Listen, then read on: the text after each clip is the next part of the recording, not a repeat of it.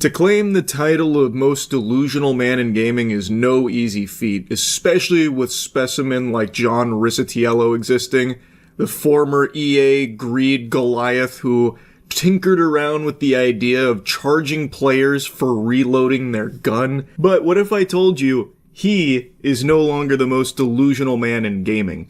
It sounds impossible, right? Because that guy is a fucking mutant. Who could possibly beat that? Well, there's a new lolcow on the block that no one would have expected. Leslie Benzies. Now, this name might ring some bells because if you look at his resume, it's nothing but bangers. These are beloved, cherished games, all of which he has had a hand in producing at Rockstar. This guy has had nothing but hits until this year, when he had nothing but a shit. After 2013 with Grand Theft Auto V, he doesn't have any other credits to his name in the gaming industry until Mind's Eye that dropped this year. A little embarrassing nugget that everyone has taken their turn spitting on, and that's not the biggest deal in the world. Everyone has a blunder here and there. The fact that Mind's Eye is a bad game is not what makes Leslie Benzies the most delusional man in gaming. It's his response to it. Even before the game launched, when the critics weren't really excited about it and the people that had gotten their hands early on it said it wasn't very good, he immediately discredited all of them, saying that it was a concerted effort to trash the game because people were like afraid of it. There's, our rival in the space is trying to sabotage Mind's Eye. They don't want you to experience this game. It's going to open your fucking mind's eye. And he kept that attitude up. The game came out. It flopped. It is now completely dead. It has become a joke of a game. And he is still coming back in and making these same claims, except this time he's also saying that the development was sabotaged internally by fucking double agents or something. He refuses to accept that the game is just not good and people don't like it. So now he's also planning on relaunching Mind's Eye, whatever that means. It is embarrassing. And it is sad to see a legend like Leslie Benzies become what he has now. And it's weird because I went back and watched some interviews. He himself doesn't even seem very enthusiastic about the game, so I don't know why he's trying to put on this strong face of like, no, this game is actually amazing and everyone's wrong, and even if the game's not that good, it's because there are bad actors at my company that I didn't realize were working for the deep state that ruined it. Yeah, here, I'll talk more about the Mind's Eye stuff. I know. I'm the preeminent expert on everything Mind's Eye related. I briefly talked about it at the beginning of the stream. I'll talk about it a little bit more. It's wacky. It's honestly sad to a certain extent. So, a lot of people know this, but the guy behind Mind's Eye is like an actual legend. Like, Leslie had worked on some absolute bangers, most notably Grand Theft Auto, what everyone knows him for. And he comes up with Mind's Eye and makes Build a Rocket Boy, everything like that. Well, Leslie doesn't like that no one enjoys his game. He really can't come to terms with it. So before it launched and 2 executives left, he went out there, he infamously said that all of the bad reviews and everything, like they're paid shills from competitors that are scared of Mind's Eye and what it could mean, and it's all manufactured hoo-ha. And now that other people, not just reviewers, got to play the game and they all still hated it, he's now come out and said that the reason it's bad is because of internal saboteurs. There was like this espionage effort at his company to ruin his game. And also, like, other people outside have been brainwashed and they don't understand it's actually still a masterpiece. So he plans on relaunching the game. So... Because apparently the issue was, he needed to weed out all the bad actors internally, so he came into the fucking swamp and started shooting all of the monsters in there that have ruined Mind's Eye. It's actual delusion. It's almost to like a gang stalking level. It's scary. Because this guy isn't just some nobody, like, weirdo. This is Leslie fucking Benzies. Like, this guy has worked on so many Rockstar projects. I don't know how you go from that to Mind's Eye. And I don't know how you go from that to thinking that everyone is out to get you. Not that you just made a stinker. It just doesn't make sense how that happened. He's worked on every 3D Rockstar game. Really? I didn't know it was every single one. I thought it was just some of the big ones. But that makes sense. Like, he is actually a legend. And now, he's a clown. An absolute clown. I don't know why he thinks relaunching the game is a good idea. This is actually a Morbius situation. Except, this game hasn't even been memed ironically. It's just sad. It's just sad, and I feel really bad for his employees that he's just gutting. Or, most likely, going to gut. Like, what is this? What is it? Are you on... You're looking at Metacritic right now. Get out! Give me your badge and your gun. You're out of here. Build a Rocket Boy will no longer be requiring your services, spy. Go back to DARPA. It's just so odd.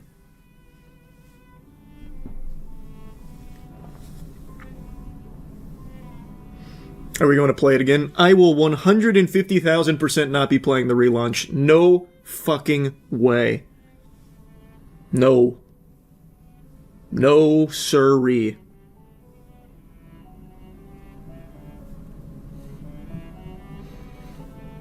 Here.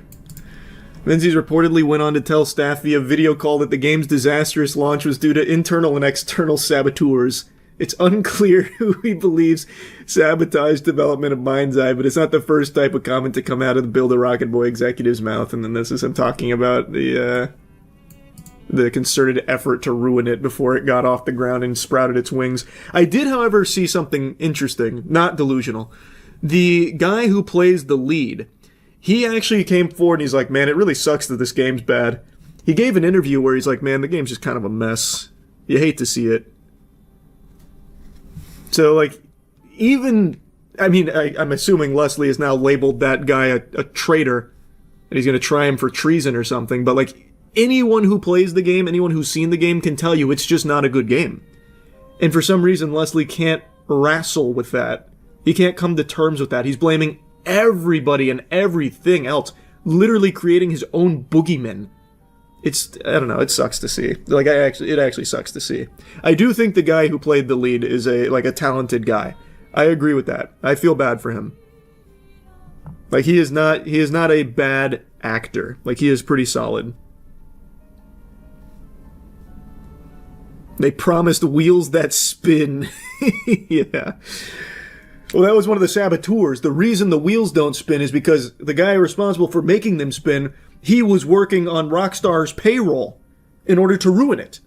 It's like this whole thing is deep. It's like the plot to Andor. You don't understand. You don't see what Leslie sees. There was nothing promising in that game. What could they possibly add to it? I have no idea. It's also extraordinarily odd how he's coming out and it's like, the development was ruined by saboteurs, but it's like, Leslie, did you not play the game yourself? Did you not see the game before it shipped? If you really think that somehow your developers did some, like, under-the-hood weirdness to ruin it, wouldn't you have seen it before you shipped it? He's acting like this is some big surprise that came out of nowhere. I think they made a fake build to make him think it's Game of the Year material. Can you imagine?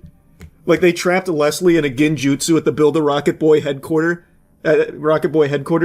and they just fed him, like, the actual Game of the Year Mind's-Eye. He had no idea how shit the game was. Because they were just giving him, like, the best thing. Fucking Infinite Tsukiyomi over there. No, I have no idea what he actually means by relaunching. He's not exactly clear. I don't know if he's doing, like, a new version of it, or if he's actually just dropping the same stinker twice. I don't know. I don't think he's explained what exactly he means by relaunch. Not that I've seen. Wow, player count's already at 20, or down to 22? It's thriving. Last week, the studio began a 45-day consultancy period that is required by UK law whenever a company is planning to lay off 100 or more employees. Oh my god. Build a Rocket Boy currently has around 300 UK employees and 200 based abroad. Barb, Build a Rocket Boy, said at the time that the cuts would focus on delivering ongoing updates and performance optimization for Mind's-Eye while also ensuring the long-term success of Build a Rocket Boy's future ambitions. We're trimming the fat. The saboteurs, we've located them. And we're re-educating them at the office right now. Probably like Cyberpunk. I guess, but correct me if I'm wrong, Cyberpunk didn't have this whole thing where it's like, Cyberpunk relaunched! It was just they did a ton of updates, they made the game better. Thus, it's kind of like a new Cyberpunk than what launched. But they didn't make a whole song and dance about it. They just kept patching the game. I think it means he's going to remake the game by himself, so there's no possibility for internal sabotage. Holy shit, that'd go hard. Leslie has his action hero moment. Fuck it, I'll do it myself. Then he makes his own mind's eye and it's a masterpiece. If you want something done right, you gotta do it yourself as he smokes a cigar. This world can't function without two very important components, video games and trees. And one of these is being fucked in the ass by greedy corporations run by evil reptilian lizardmen, and the other is trees. Trees are being murdered by the millions daily. The Amazon rainforest is on fire and will soon look like what's inside of my grandfather's urn. But unlike my grandfather, trees can come back from the dead. Like a phoenix rising from the ashes, but in this case the phoenix is made out of dollar bills, because for every dollar you donate to teamtrees.org is another tree physically planted in the world.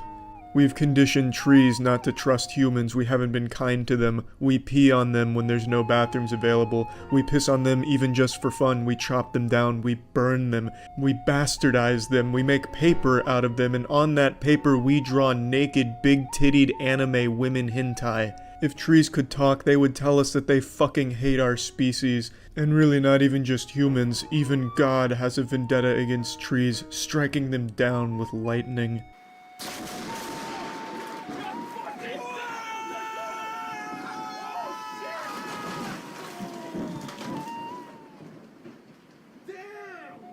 So please, give the trees a reason to trust us again. Visit teamtrees.org.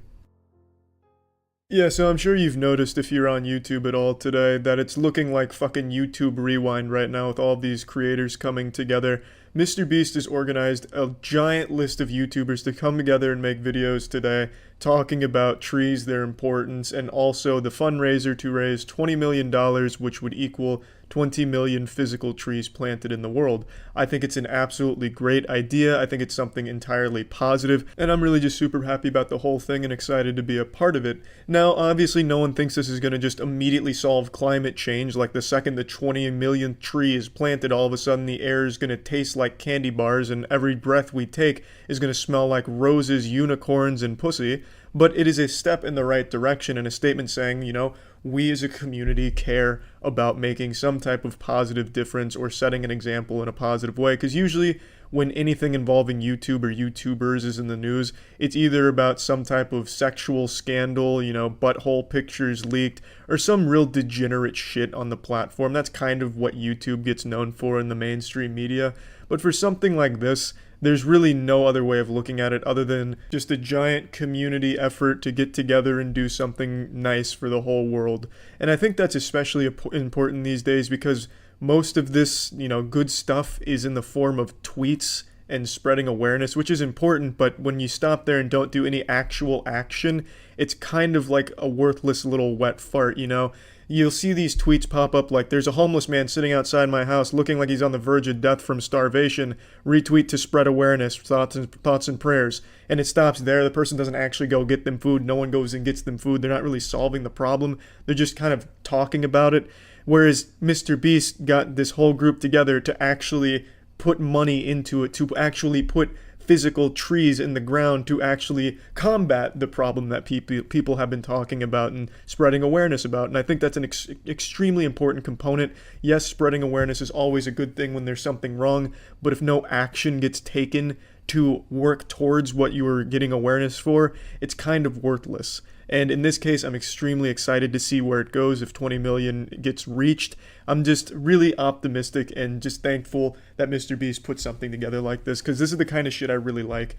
And yeah, that's about it. If you're interested, it's teamtrees.org. Every dollar is another tree, so highly encourage you to check it out. That's about it. See ya. Hey there, chum. It's me, your positive pal Charles, and well, I gotta tell you, I'm gonna be singing a bit of a different tune today, and I know I'm usually known for my optimism, but I just heard the holly jolly news that one of only 3 RAM manufacturers is bowing out of selling RAM to ordinary average consumers. Instead, Micron wants to shift its focus to AI. Not an exaggeration, by the way, there is only 3 big holy.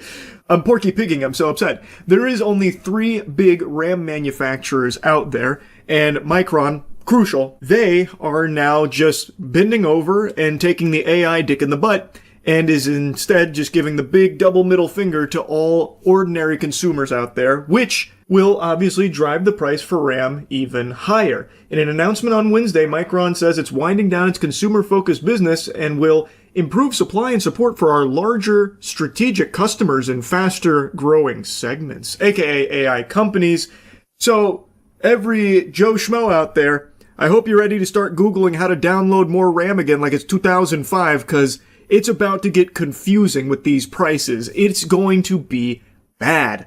Now let's take a peek at the doomsday scroll here. Micron will continue crucial consumer product shipments through the consumer channel until the end of the fiscal Q2. Company will work closely with partners and customers through this transition and will provide continued warranty service and support for crucial products. Micron will continue to support the sale of Micron-branded enterprise products to commercial channel customers globally. The AI-driven growth in the data center has led to a surge in demand for memory and storage. Micron has made the difficult decision to exit crucial consumer business in order to improve supply and support for our larger strategic customers in faster-growing segments. Thanks to a passionate community of consumers, the Crucial brand has become synonymous with technical leadership, quality, and reliability of leading-edge memory and storage products. We would like to thank our millions of customers, hundreds of partners, and all of the Micron team members who have supported the Crucial journey for the last 29 years. Also, big fuck you, we're leaving.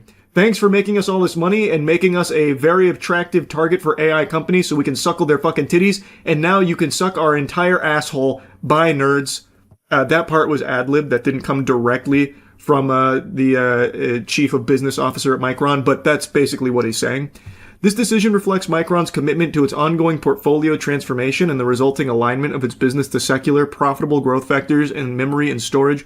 By concentrating on core enterprise and commercial segments, Micron aims to improve long-term business performance and create value for strategic got me tripping over my words, for strategic customers as well as stakeholders. Micron intends to reduce impact on team members due to this business decision through redeployment opportunities into existing open positions within the company. Understandably, this news hasn't exactly been a slam dunk here. It hasn't been received very positively from ordinary people because this is them hawking a loogie in your mouth. They are spitting on you. And I have a hunch that they're not exactly shedding tears over it. In fact, if I was to cosplay the upper echelon zombies in suits at the head of Micron, this is probably how they reacted to all of your blabbering about their decision. A whip and a nay-nay on that financial ruin, nerd. It is them just openly stating proudly, yeah, we're exiting the consumer space and instead just going to serve AI. It's more lucrative. Good luck. And that's it. They sail off into the sunset. The numbers I was seeing online, Micron accounted for 26% of this consumer market that they are now exiting. Pretty big shoes to fill. That's an awfully large hole. That's an awfully expensive gap that's going to be left with most likely a lot of pain in there for your average ordinary consumer. And here's something I've been saying for a while that a lot of people like to bite my ass for about being too doom and gloom, but it's only going to get worse. I've said this for a while, and people love to celebrate AI when it's replacing people's jobs that they don't like or they don't respect. Like recently, I saw a lot of people celebrating the AI dubbing from Amazon because it replaced voice actors they didn't like, so they were laughing, ha ha ha, you got replaced by AI, ha ha ha, won't happen to me, ha ha ha. No matter who you are, no matter what your job is, even if you don't have a job, even if you exist as a fucking slug man creature with shit-stained britches every day and night just cruising the internet, AI is indeed affecting you because this is not going to be the only company to make this decision, by the way, but even this company making this decision immediately fucking affects you, goofball, because you are now going to be paying more for your experience of if you build a PC or if you're even buying a PC or something. All of these things are getting more expensive as companies continue to bow down and swallow as much meat as possible to the AI overlords and forsake the ordinary consumers in the pursuit of this fucking nebulous idea of the future. And I've said since the very beginning, there is a lot of positives that can come from AI when it's utilized in sectors that make sense, such as in the medical field or for bulk data collection, stuff like that. There's a lot that we can benefit from as human beings, but it seems like the gold rush and where tons and tons of unfathomable amounts of money, oodles of cash is being poured into, are into like the creative sector, where it's looking to replace humans for cheaper, where it's looking to get rid of humans in general because it's cheaper for companies to rely on AI once the technology is there. And what you're seeing here is an example of, in this pursuit, companies are going to start latching on because they can find more money by selling directly to these AI brands that are pursuing this, as opposed to even worrying about normal consumers. It's bad for everybody. I don't know why some people are struggling to come to terms with that or like plugging their ears to it. No matter who you are, no matter what you do or what you don't do, you are being affected mostly negatively by AI right now too, Buster. And like I said, I can't imagine this being the only company to make this decision. I'm not saying the other two RAM manufacturers are going to follow suit. Maybe they do, maybe they don't. I have no way of knowing that. I just feel like this is the first domino to fall in what will likely be quite a few other big brands choosing AI over ordinary consumers. I think this is just the tip of the iceberg. We are just getting started here with this fucking disaster. This shit is poop, man. It is so stinky. And it's like I said, only getting worse. Now, I don't even know why I feel the need to bring this up, but I'm going to anyway. I have, of course, seen Cope with people defending this, saying that it is short-term pain for long-term gain, where they believe at some unspecified date into the future, this will actually be so good for consumers. We just have to grit our teeth and bear this for a little while, and it's going to be green pastures and sunshine and rainbows very soon. We'll be living in a utopia thanks to all of this. Yeah, Micron abandoning us may hurt now, but we have to look at it from their eyes. They can make a lot more money now, which means in the future, we can get things better. It'll be cheaper in the future. Somehow, once all these data centers are built and they're going to start caring about ordinary people then, and that's when it's great for us. We just have to wait until then. Okay, I'll believe it when I see it. Would love that to be the case. Don't see that happening at all. This feels like it's short-term gain, long-term gain. Fuck you to the flesh and blood. AI is the future. Like, that feels like that is the entirety of this plan. Anyway, this is a joyous start to the impending RAM crisis. Big thanks to Micron. You guys really knocked it out of the park with this one. You nailed it. This is some good stuff. So, looks like 2026, we have our start date for the big problem in the consumer PC space. Get ready to start forking over huge clams in the near future. Really fucking terrible stuff. Anyway, I'll stop blabbering about it. That's about it. See ya. Alright, so we got first round. Good shit. What the fuck? What? I don't understand why that happened. Quite a lot. These two teams are very different in the way that they approach Rainbow Six Siege, right? Canadian, a dedicated hard support for a while. Is the YouTube stream not going live right now? Same role, but they've let the dog off the leash. Here what am I streaming to? Spoit has been moved to a more aggressive, more forward fragging role, and because of it, his numbers have flourished. Now, this weekend it's been the Ambi show, but let's not forget that you needed Spoit, one of the best rated players during phases 1 and 2, to get you here. So the YouTube stream is not live. Hold on. Early picks, and the rest of the team start and continues stop to it. frag. Everything is going well for Shopify Rebellion at that point. Spoit was crowned a major champion in Berlin back in his very first stage of competitive Rainbow Six. He ended that tournament with an EPS of 108. That's the wrong one. This final with the God damn it! Same rating, an EPS of 1. Son of a bitch! More I see what happened. I accidentally went live on main. An exceptional stat line. Fuck! Spoit, and it's been a big reason why SR have gotten this far. I don't know if you saw the graphic that was shared with Shopify Rebellion before yesterday's matchup, but or it might have been 2 days ago. They tend to. It's fine. It's fine. It's fine. It's fine. Battle of the Spoits, where during kickoff he actually had 1 fewer kill, but 30 more deaths. So far more efficiency here. And okay. It's fine. It's fine. Things up. For Dark Zero, though, the stylistic difference. They've got 3 to potentially 4 dedicated support players, and you've allowed Newers and NJR to run roughshod over your opponents. I didn't mean to. It was an accident. It's fine. It's fine. We got the streams up now.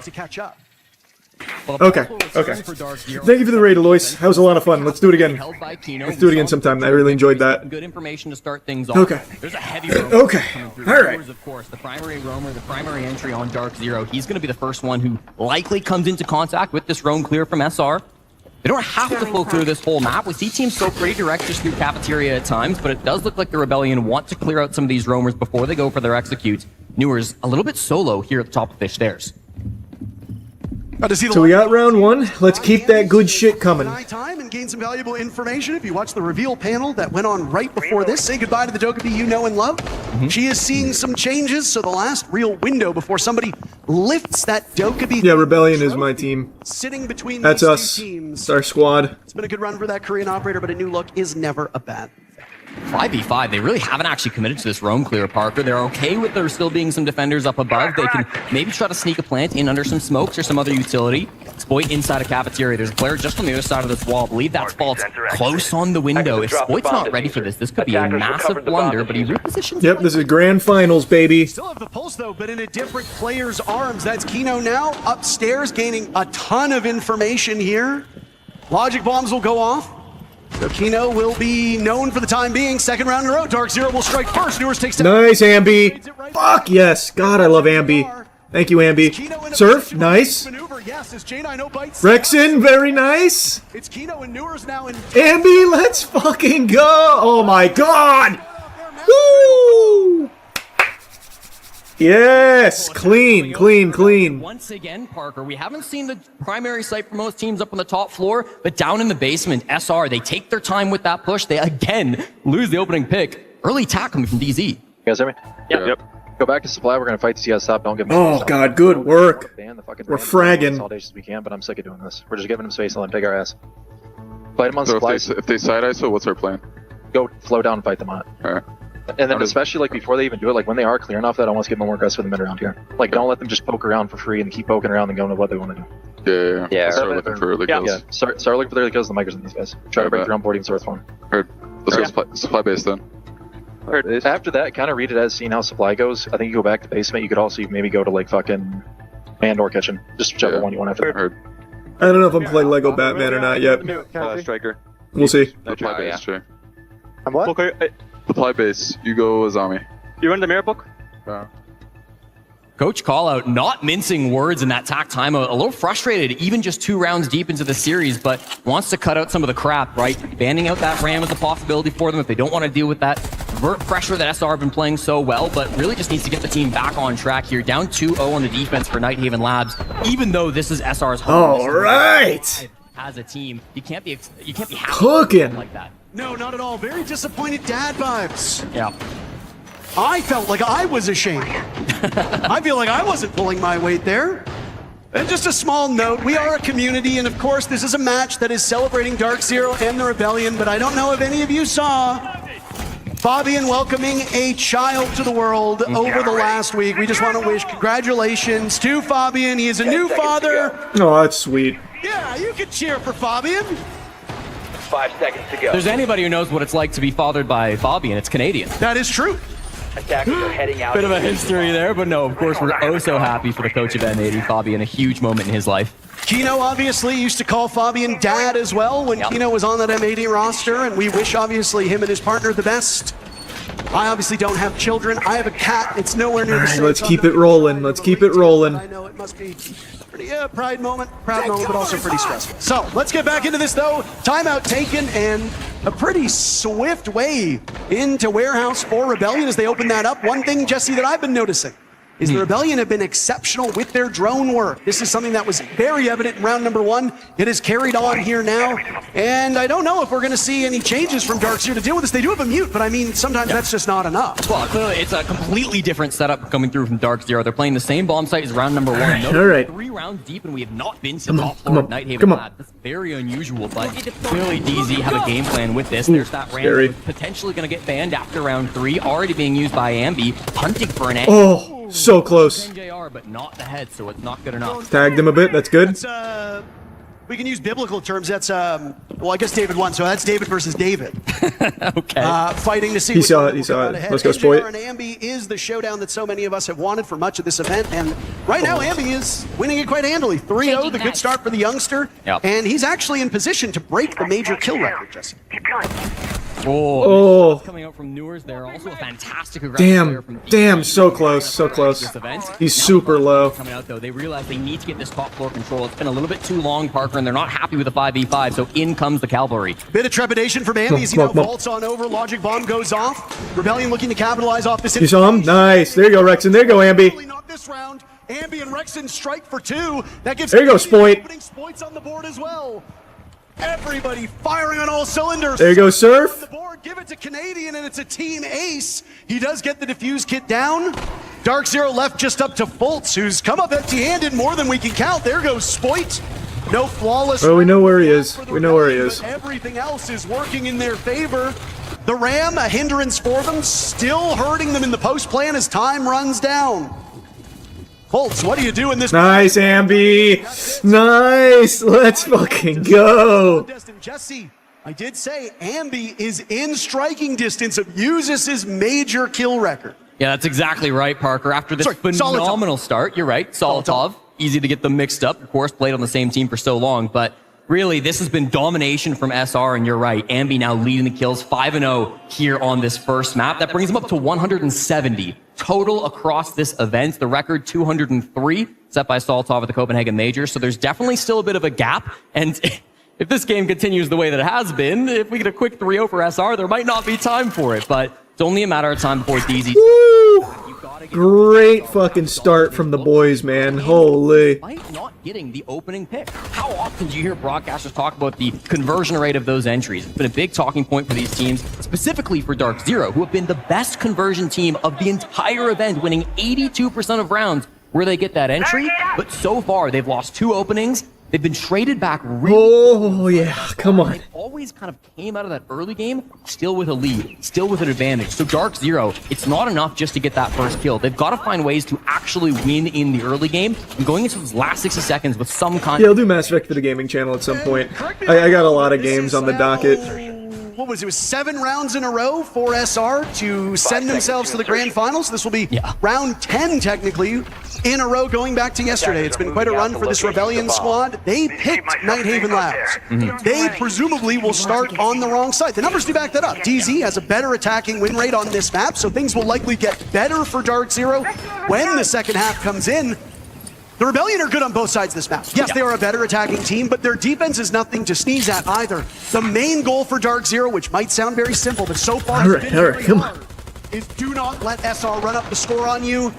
Something's got to change. You've already used your timeout. What can you do if you're DZ? 4 rounds deep, and I'm going to keep harping on this, Parker. We've seen 3 bomb sites on Nighthaven Labs, and none of them are the traditional primary site of the top floor. Kitchen cafeteria being brought out by DZ. And Ambi, this is, again, one of those bomb sites where he almost exclusively runs the snake, so we'll move over to the Goku with that snake getting Okay, out. we see the clash. Again, work some of those opening picks. I believe it was Rexon in that last round who got that first frag, so hunting for it once more. Cleared But this is a conference classic table. setup from DZ. You've got the clash at the top of these lobby stairs. Canadian knows this position well. Has to be careful, though. Oh, baby. Concussions Oh, coming in and baby. making his life kind of Come on, come on. Bolt saw those bullets whiz by as he was being hunted down by 2 players on that top floor. It was a bit of a rough go of it, and I mean, Fultz is not the guy that you expect to be racking up kills. No. He's the Canadian of Dark Zero. But if you're in that position, he almost... Can we get a little vert going? That duel? That's devastating for DZ. Kino remains Open the cheeks up a little bit here.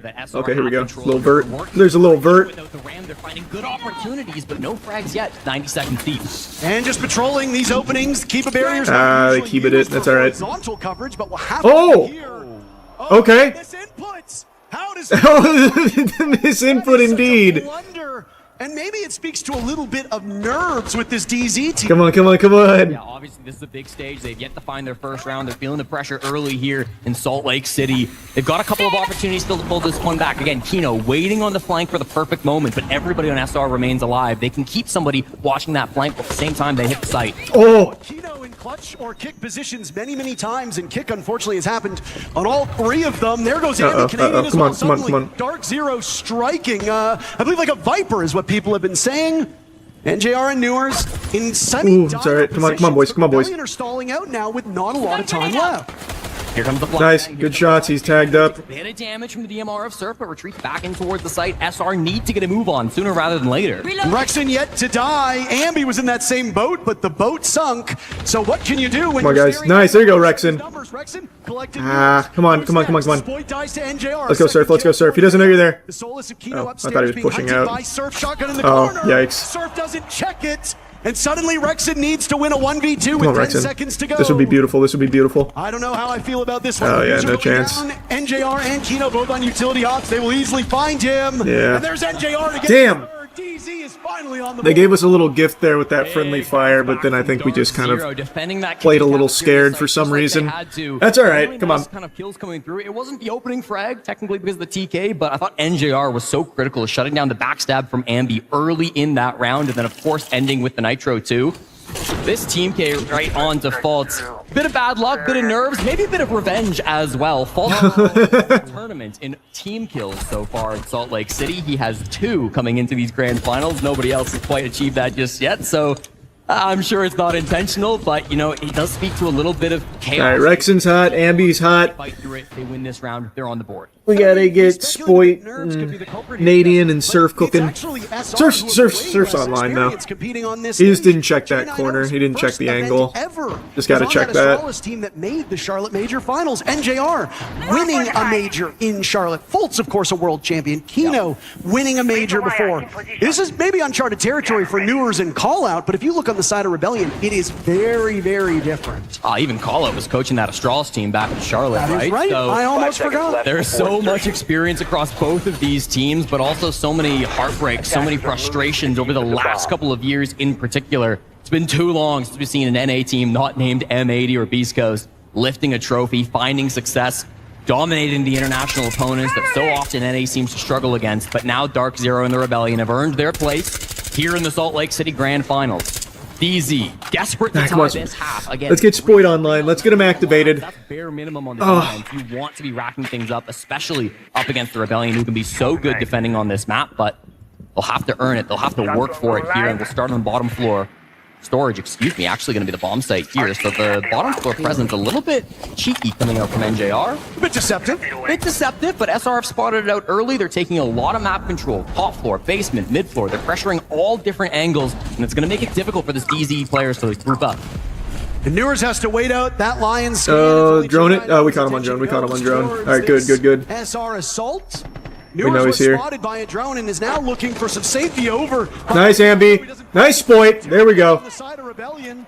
Spoit and Ambi Nice. striking That was the very crossfire quickly. there. That's some good Still 2 shit. minutes to go in That's the some good round. This is shit. quite the leg up for Shopify Rebellion. Just messy from DZ. You can't be affording those frags. Of course, no trades coming out. They're just a little bit grouped up in the hallway. So the window player and, of course, the other hallway player on SR able to group things up. That's the entry duo of Ambi and Spoit. Now, how do you recover from DZ? They cannot sit around and wait for SR to execute 5v3. So they have to go hunting for picks. They have to start getting aggressive. The drone work has just been so good for the Rebellion. Yep, got him on So drone. good. You've got Now we know. Lots of players active. He's in on these the calls. unstairs. Rexen right now droning his way through, either selfishly or to assist his teammates. I don't know if they've drone NJR into this rat spot. I'm ready for And it you. might be a tricky one. NJR's got a good read on it. Come on, guys. He has to watch it rotate and the door frame. So 3 different areas for NJR to focus on. I don't know about this. I think Rexen might have an idea, Jesse. Yeah, they clearly have some kind of a... Oh, nice shot. Let's go, Rexen. The Clash looking down when he had to look horizontal. It's a freebie for Richie now, up to 7-1, and puts... Oh, Rexen knows. Rexen knows. And NJR Rexen has knows. to get active. God, he's so good, bro. Rexen is so fucking good, bro. 4 points of the spears for the Rebellion. Rexen, whose name has seemingly come up the least. Let's go. Oh my God, so clean. So clean. And it's back to business for SR as they go back up by 3. This has been shocking, Parker. The fact that DZ have struggled so much here on Night Haven Labs, it's not their strongest map, but it's not like it's one they never play. 2 matches so far this season, a loss to Wildcard back during the kickoff, but then beat Wildcard, got their revenge here in Salt Lake City, so they know how to play this map. This shouldn't be an unfamiliar position for DZ to be in, but they just... Oh, it's so good. How many of these gunfights are going down where they're not even looking at the player shooting them back? Sometimes, like that NJR death, yeah, they're taking fair 50-50 fights, but even then, because of the drone economy, it feels like... I think Spoit's coming online here, too. Everyone's coming online. The snake. This is after you've already banned Ambi's most played operator on this map. This is worrying for the guys on DZ. I mean, if we've seen anything from Ambi over the entirety of this event, Jesse, it's that he is so flexible and he can kill you on both sides of the map. He can kill you on any bomb site. He is really a massive threat to take down, and he's well backed up by Rebellion. Again, a big stylistic difference between these teams. Lots of fragging potential on the Rebellion. There's still plenty of fragging on Dark0, but they are more support-oriented. They're a more well-rounded, quote-unquote, team. Sure. We said if NJR and Newer struggle in the kill department, we don't know if there will be enough for DZ. Well, so far, their star fraggers amount to 6 kills in 6 rounds. That is just... All right, come on, let's keep it going. Let's keep it going. Finally, it took us 6 rounds, but we have made it to the top floor of Nighthaven Labs. And again, this is a bit of a double-edged sword, because if DZ do win this, there's going to be question marks. Why didn't they come here earlier? They come into this with this being their highest win rate bomb site, winning 2/3 of all rounds on this site here in Salt Lake City. So they've got some history with it, but I think it's deciding before this match began that being more unpredictable, trying to throw SR off was more important. It will finally go back to old reliable, and this kind of starts to test SR too. All right, come on. Now you've played 4 different sites. Oh, let's keep it going. They will no doubt be prepared and have plenty of experience attacking this top floor, but it's not an easy bomb site to deal with, really. No shields played in this entire first half by Shopify Rebellion either. That is a minor change-up for this team. So again, if you think you're a bit overexposed here, and to be fair, they don't play a ton of shields here on attack. Yeah. But We took some of their shit. That's ours now. 6-7 hand thing, by the way. That's ours now. I'm sorry, but Canadian plays a lot of Monty, specifically on this bomb site, which is why it's a little strange not to see it. Favoring the Ying. This is not a brand new op for Canadian, but we haven't really seen it since April, since the kickoff when SR played this map domestically. So you're going to have to go a little bit back in your brain if you're DZ. If you're expecting this strategy, I'm sure they will be. NJR on that Warden, probably the most important offer to counter Canadians. All right, we're not taking up any space yet. Or find a different angle around him if they want to execute off of these. Very methodical. They've been running drone ops on 5 of these 6 rounds to gain more information. It has been the undoing of Dark0 as they look like they're playing a little bit too conservative with their defender forces. This is something they call out very wisely read after round number 2. It has not changed, but down goes Sport. Oh, he's still got that nitro. All right, there you go, Ambi. Ambi is on the board. NJR will hit the deck. Newer's paying compliments there to Ambi as Rexon knows there's one behind that deployable shield. This is a good nice Canadian. Lost Keto to Canadian. Time for the mayor to pop on up. He's got Lucy right by his side. J90 will get Rexon in the cross. Damn, It's Ambi's Ambi and low. Canadian combining for 10 kills, trying to make something work. A small ego peek by J90, and that ego is well earned. It leaves Canadian all lonesome upstairs. Dark0 hoping to salvage this first half with a 4-2. This would be nuts if he pulls this clutch off. Best you're gonna get, and frankly, it looks like we're screaming in that direction. Foltz will get the kill. All right. Round number 1 ended with Canadian killing Foltz. Round number 6 ending with Foltz killing Canadian. A nice bookend to the first half, and it's a 4-2 lead for SR.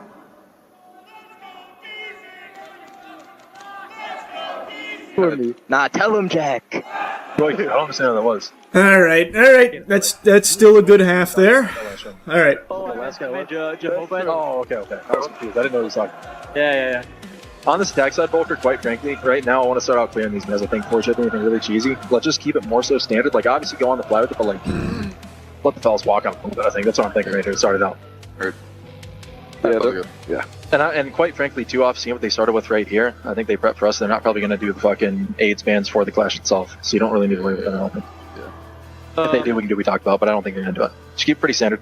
Yeah, I mean, we could just run the Thermite Ace Stature, get the Tools Wall, get the Weed Wall, then we have the Ace for Inner Wall. Yeah, this is grand finals, baby. Just get great. This is for all the marbles.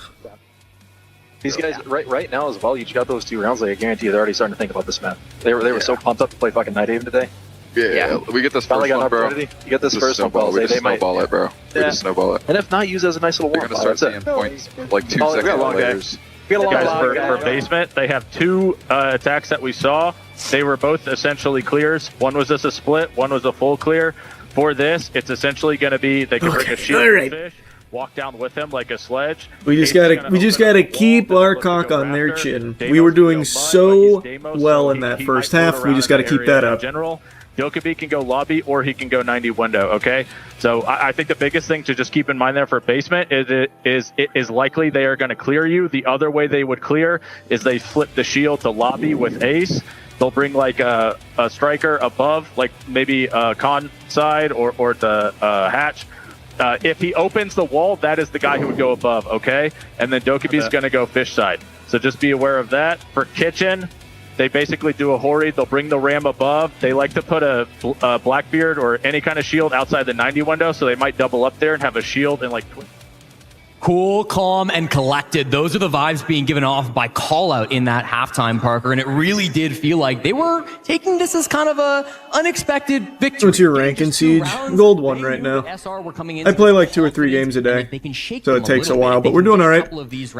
Solo queue's been quite an adventure. And Callout said it. Even if they don't win on Nighthaven, they didn't come into this series expecting to. They're treating it as a bit of a warm-up. So clearly they're confident on the side of DZ, immediately talking a bit about that clash. And as I'm seeing Nomad Capitao bands coming through, you know Canadian's going to be loving that operator. Yeah, and I mean, the old saying, I've said it many, many times this event, you're never in danger until you lose at home. If SR drop this map, and then, like almost every team before them, drop Chalet to probably the best I know about rank 3.0 in the world at the moment. Yep. You go on to That'll be nice, because right now the rank system makes no sense. First sweep to get out of that position. So obviously Dark0 trying to temper expectations, manage emotions. This is one of the best things that Callout does. He is as much a strategic coach as he's a mental coach. Yes. All right, let's go. Let's go. Come on, guys. Let's go, boys. Here we got the battle between Seth Hoffman versus Seth Mick. Battle of the Seths there at the Brain Trust from Dark0 and Shopify Rebellion. They've been around the block. The best 2 coaches, domestic coaches, I think you could say, in North America over the last couple of years. There's no real debate about that one. We had lunch with Lagonis yesterday. How dare you say that about him? Well, again, not domestic, right? Fabian's a great coach in NA, but he's European. All right, Spoit, Azami, best Azami in the world. Now let's just keep doing what we were doing in the first half. We were looking real good. They hire me for my hot takes, Parker. That's what they always say, right? I don't know too much about Nighthaven Labs. I don't know if it's more defender-sided or attacker-sided. I couldn't tell you. I've only played this map like twice on the ladder recently. To keep an eye on here is how Dark0 is able to start off his attack. And I want to focus in on this clash once again. Callout specifically said he didn't think they would go for these bans that are anti-clash. He didn't expect the Nomad Capitao bans, but he said if they do ban those, 50-50? we talked Okay. about. I wasn't in the Dark0 team meeting, unfortunately. I didn't quite make it to that one. So I don't know. The mail. Yeah, unfortunately, the invite just didn't show up in time. But we'll get to see front and center what that looks like, what their counter to the clash is. It's always going to be awkward, though. Canadian is keeping this IT wall closed. The impact goes out first to stop that exothermic. And the last exothermic charge from NJR being placed on this wall, if this gets denied, this could be huge. It doesn't look like it'll happen. Yeah, it's alright, it's alright. Opens up. Crisis averted. Canadian walks back a little bit. Decent timing by Dark0 now to get that wall open, and the jostling that Rebellion were doing will fall short. Didn't even really see the Thatcher be that much of a contributor to that. I think a lot of teams are expecting the Nitro cell out there, and you can blast it with that EMP. Kind of hard to do that with Impact. Pretty much impossible. So, Yeah. oh, Nice, Rexon. that Nitro cell don't miss. Rexon, the leadoff pick, and now it's Kino disoriented over by Fish. Let's go. The snake now getting chased on down. Nice, nice, nice. Menaced by Canadian. Canadian didn't get either. Good shit, Nadian and Rexon. That was good. That was really good. That was like a horror movie. Good work. Gap with that final round in the first half. Typically, we see teams win this and close it to just a single round. Dark0, if they're going to do that, they've got some serious work to be done in the final minute. Feels like things have not gone to plan here on the side of DZ. Now at a 2-man disadvantage, they're still getting caught out by these gas pipes. It's going to slow things down even further. They're hoping for a swing to come through, but it's unlikely that anybody will bite. Yeah, we don't need to swing. Holding that We don't need to E-box swing. window. Newers up the fish stairs, hoping for a bit of a sneaky frag. They don't know he's here. Is he going to hit? Yeah, I'm a little worried. Now the dread mine's up, though. They're going to hear him if he starts to walk through. It's been activated. The Snake of Newers Now we know. making his presence known, shooting through the wall. Dark0 stalling out entirely, Jesse. 30 seconds have gone by, and there's been very limited movement. Newers existing over on this fish side of the map. He's done so for so long. He'll walk up, take dry engagements. With the F2, you can easily kill multiple. Nice, Ambi. He misses the opportunity. Ambi with the take. Nice, Spoit. There we go. Yes, yes, yes. Good shit. Oh, that was so fucking The surgical. Rebellion 2 rounds away from winning their own map. And that's a statement round win, Parker, as well. That breaks an 11-round streak where DZ have been flawless on their attacks. Back during FaZe Clan, they didn't lose a single attack through maps 2 and 3, and they won their final attack on map 1. So they had won their 11 previous attacking rounds. They will finally drop one. Oh, Rexon hit him with the same nitro. Against SR. That's a big moment to come through from the Rebellion. Again, you kind of talk about that clash. It was focused on by Callout and attack timeout. They said they had a plan for it. I assume that was something to do with the Thatcher playing on the roof, but whatever the game plan was for Dark0, it was not able to come to fruition. SR very confident on that top floor site. Canadian very good. 2 more. Let's get 2 more. 2 players on Rebellion have broken double digits already. Both Rexon and Ambi sitting on identical score lines. 10 kills, 2 deaths, 1 assist. They are eating. God, Rexon and Ambi are fucking frying, bro. They're cooking. The conversation has been around 2 of the players on Rebellion about them not getting enough kills. But Jesse, there's only so many kills to go around. And right now they're being funneled into the 2 best aimers on Rebellion as of today. It is working out very effectively. Again, Dark0, their fraggers being overwhelmed and shut down, and there is just not enough in reserve to deal with here. Things could change. You like to say it. There's 2 halves of each map, but Dark0 are running out of time. Yeah, no doubt about that. DZ need to change the game plan a little bit. They've already burned their attack timeout back after round number 2. Let's just keep that going. Come on. Even if we do head into overtime, they won't get a chance to talk with Callout unless Super decides to call his attack timeout for SR, but he has no plans of doing any of the such because they're up 5-2. They're comfy, and as far as the storage bomb site goes, man, this is very similar to the last site. And I was going to say, an added benefit of banning the Nomad in Capital, your Azami on Raptors can play so much freer as well. So it's not just a clash counter. It has a reverberation across this entire map. So Rebellion know that, and they're going to use that to very good effect. And again, like some people might say, why don't you ban the Clash? Why don't you ban the Azami? But you really just can't on Nighthaven Labs. The wall denial is too important. Bandit and Kaid are so powerful to keep these walls closed, and teams just do not like to play up against that. Oh, fuck, that was a little scary. Coming out here. That cross was a little scary. You know Jalen's feeling good when he decides to go for an ego peek on the IT wall. Ooh, and then he just zapped the drones. Nice, Rexon! 11th kill for Rexon. Down goes nice, Ambi! Let's go! Rexon again, the Ambi and Rexon show.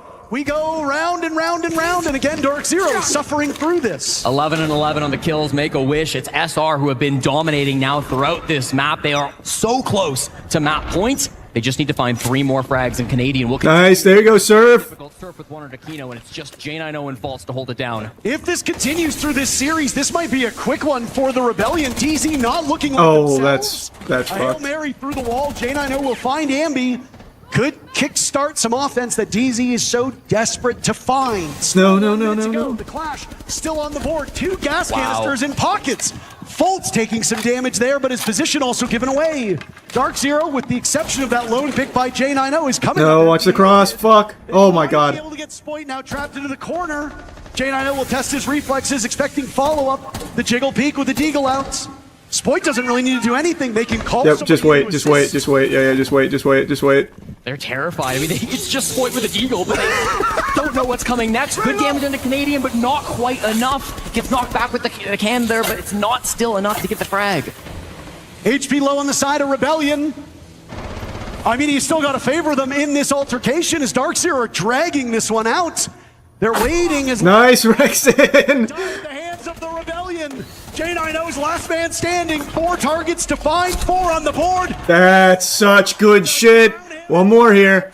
One more. We're on map point. Woo! Is powering through. This has been a quick one. The Rebellion dominating on their own pick. And again, I really like the team play that we're seeing out of Shopify Rebellion, Parker. It feels like they're working so in sync in a lot of these rounds. Oh, God, yeah, they are. They're working so well together. They weren't getting into really early gunfights, but they were still able to work together when they did go for those picks. I thought Canadian was so critical on the clash here in this round, really protecting his teammates as they tried to get back to site. This is brutal. They literally had him on the bees, Parker. They had a suspicion of where he was, but still Ambi gets away with a frag. Again, Canadian is able to kind of block them as they rotate back down through the lounge hatch. Faltz had a really good angle. Nice. It didn't matter with the clash blocking that rotate back to site. So it just feels like SR, everything is going to plan. Could you say bees on the bees? All right. Bees on the bees. Bees on the bees. Rexon, let's get one more here. By the way, if you don't know the history behind Rexon, he is completely deaf in 1 ear, so he plays with sound in only a single ear. If they're coming from that direction, maybe he doesn't hear you. Yeah. A bit of a minor. That's like my one earbud strats. Has right now, you would never know it. Outfragging Ambi as Ambi is still, Jesse, in pursuit of the record that you said set by Solotov in Copenhagen. We checked multiple times. If anybody wants to correct us, we went directly to Ubisoft because we found a couple different numbers, and they were all over the place. So we did some actual math ourselves, landed at 203, confirmed by Ubisoft. If this scoreline repeats itself on Chalet and maybe another map, I just don't think there's enough runway for Ambi to land that. But if we go deep into map 5, there's an entire possibility we see a new record set. Poor Ambi. 3-0s too quickly and doesn't get his kill record. What a shame.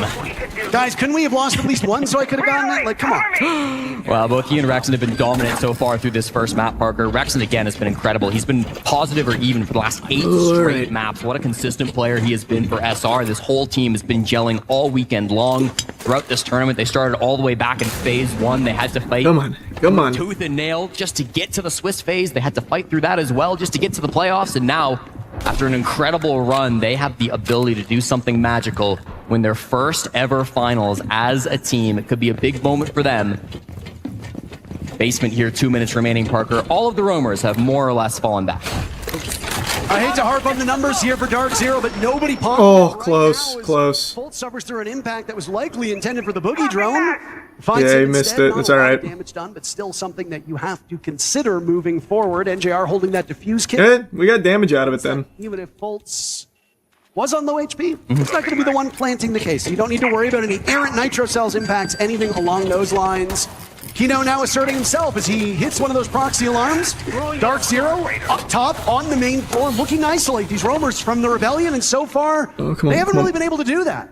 Oh, Rexon, they might know he's here. They definitely will now as the shield spots him out. The impact goes forward. Kino takes a bit of damage from that, but come on, Rexon. Come on, Rexon. Break, so no early kill coming in. Nice. What a shot, Rexon. That's all right. That's all right. 1 for 1 there is fine. That's insane. Good value. And got some damage on Blitz. So not the end of the world that J90 is in the ground. Kino on the follow-up is the best that you can hope for in that situation. Dark0 now have to outmaneuver this Rebellion team for the final 50 seconds, or else that's curtains. And we go over to Shell. We got a Nitro being played by Surf. 3 toxic beige from Canadian. The first one just gets used here inside of Exo, so that's going to be a little bit of time denial, but the clock really isn't here for Dark0. We don't have to peek this. We don't have to peek this. This plant is unlikely to be successful. And Spoit knows exactly where this push is coming from. He's far enough back, and you know how he's been shooting over the course of this event. Very quiet, because he's been playing a sheltered role here on this map, but he can still do some serious damage. I'm looking at Kino and NJR here, though. If they fail this one, if Canadian is unable to succeed, that just might be the ball game. But hold on, Ambi's tucked into the corner. They don't know. Oh, Canadian fuck. waiting it out. Oh, no. NJR the other. A great entry by Dark0. 2 remaining from the Rebellion with only 10 seconds to go. Oh, Spoit, nice. Nice, Surf. Holy fuck. Oh my god. Oh. What the oh my god, that was so good. Holy shit, that was clutch. Ice in the veins. Holy fuck, Spoit and Surf. Wow. Love that. Absolutely love that. Great map 1. Fucking great map 1. Holy shit. What the fuck?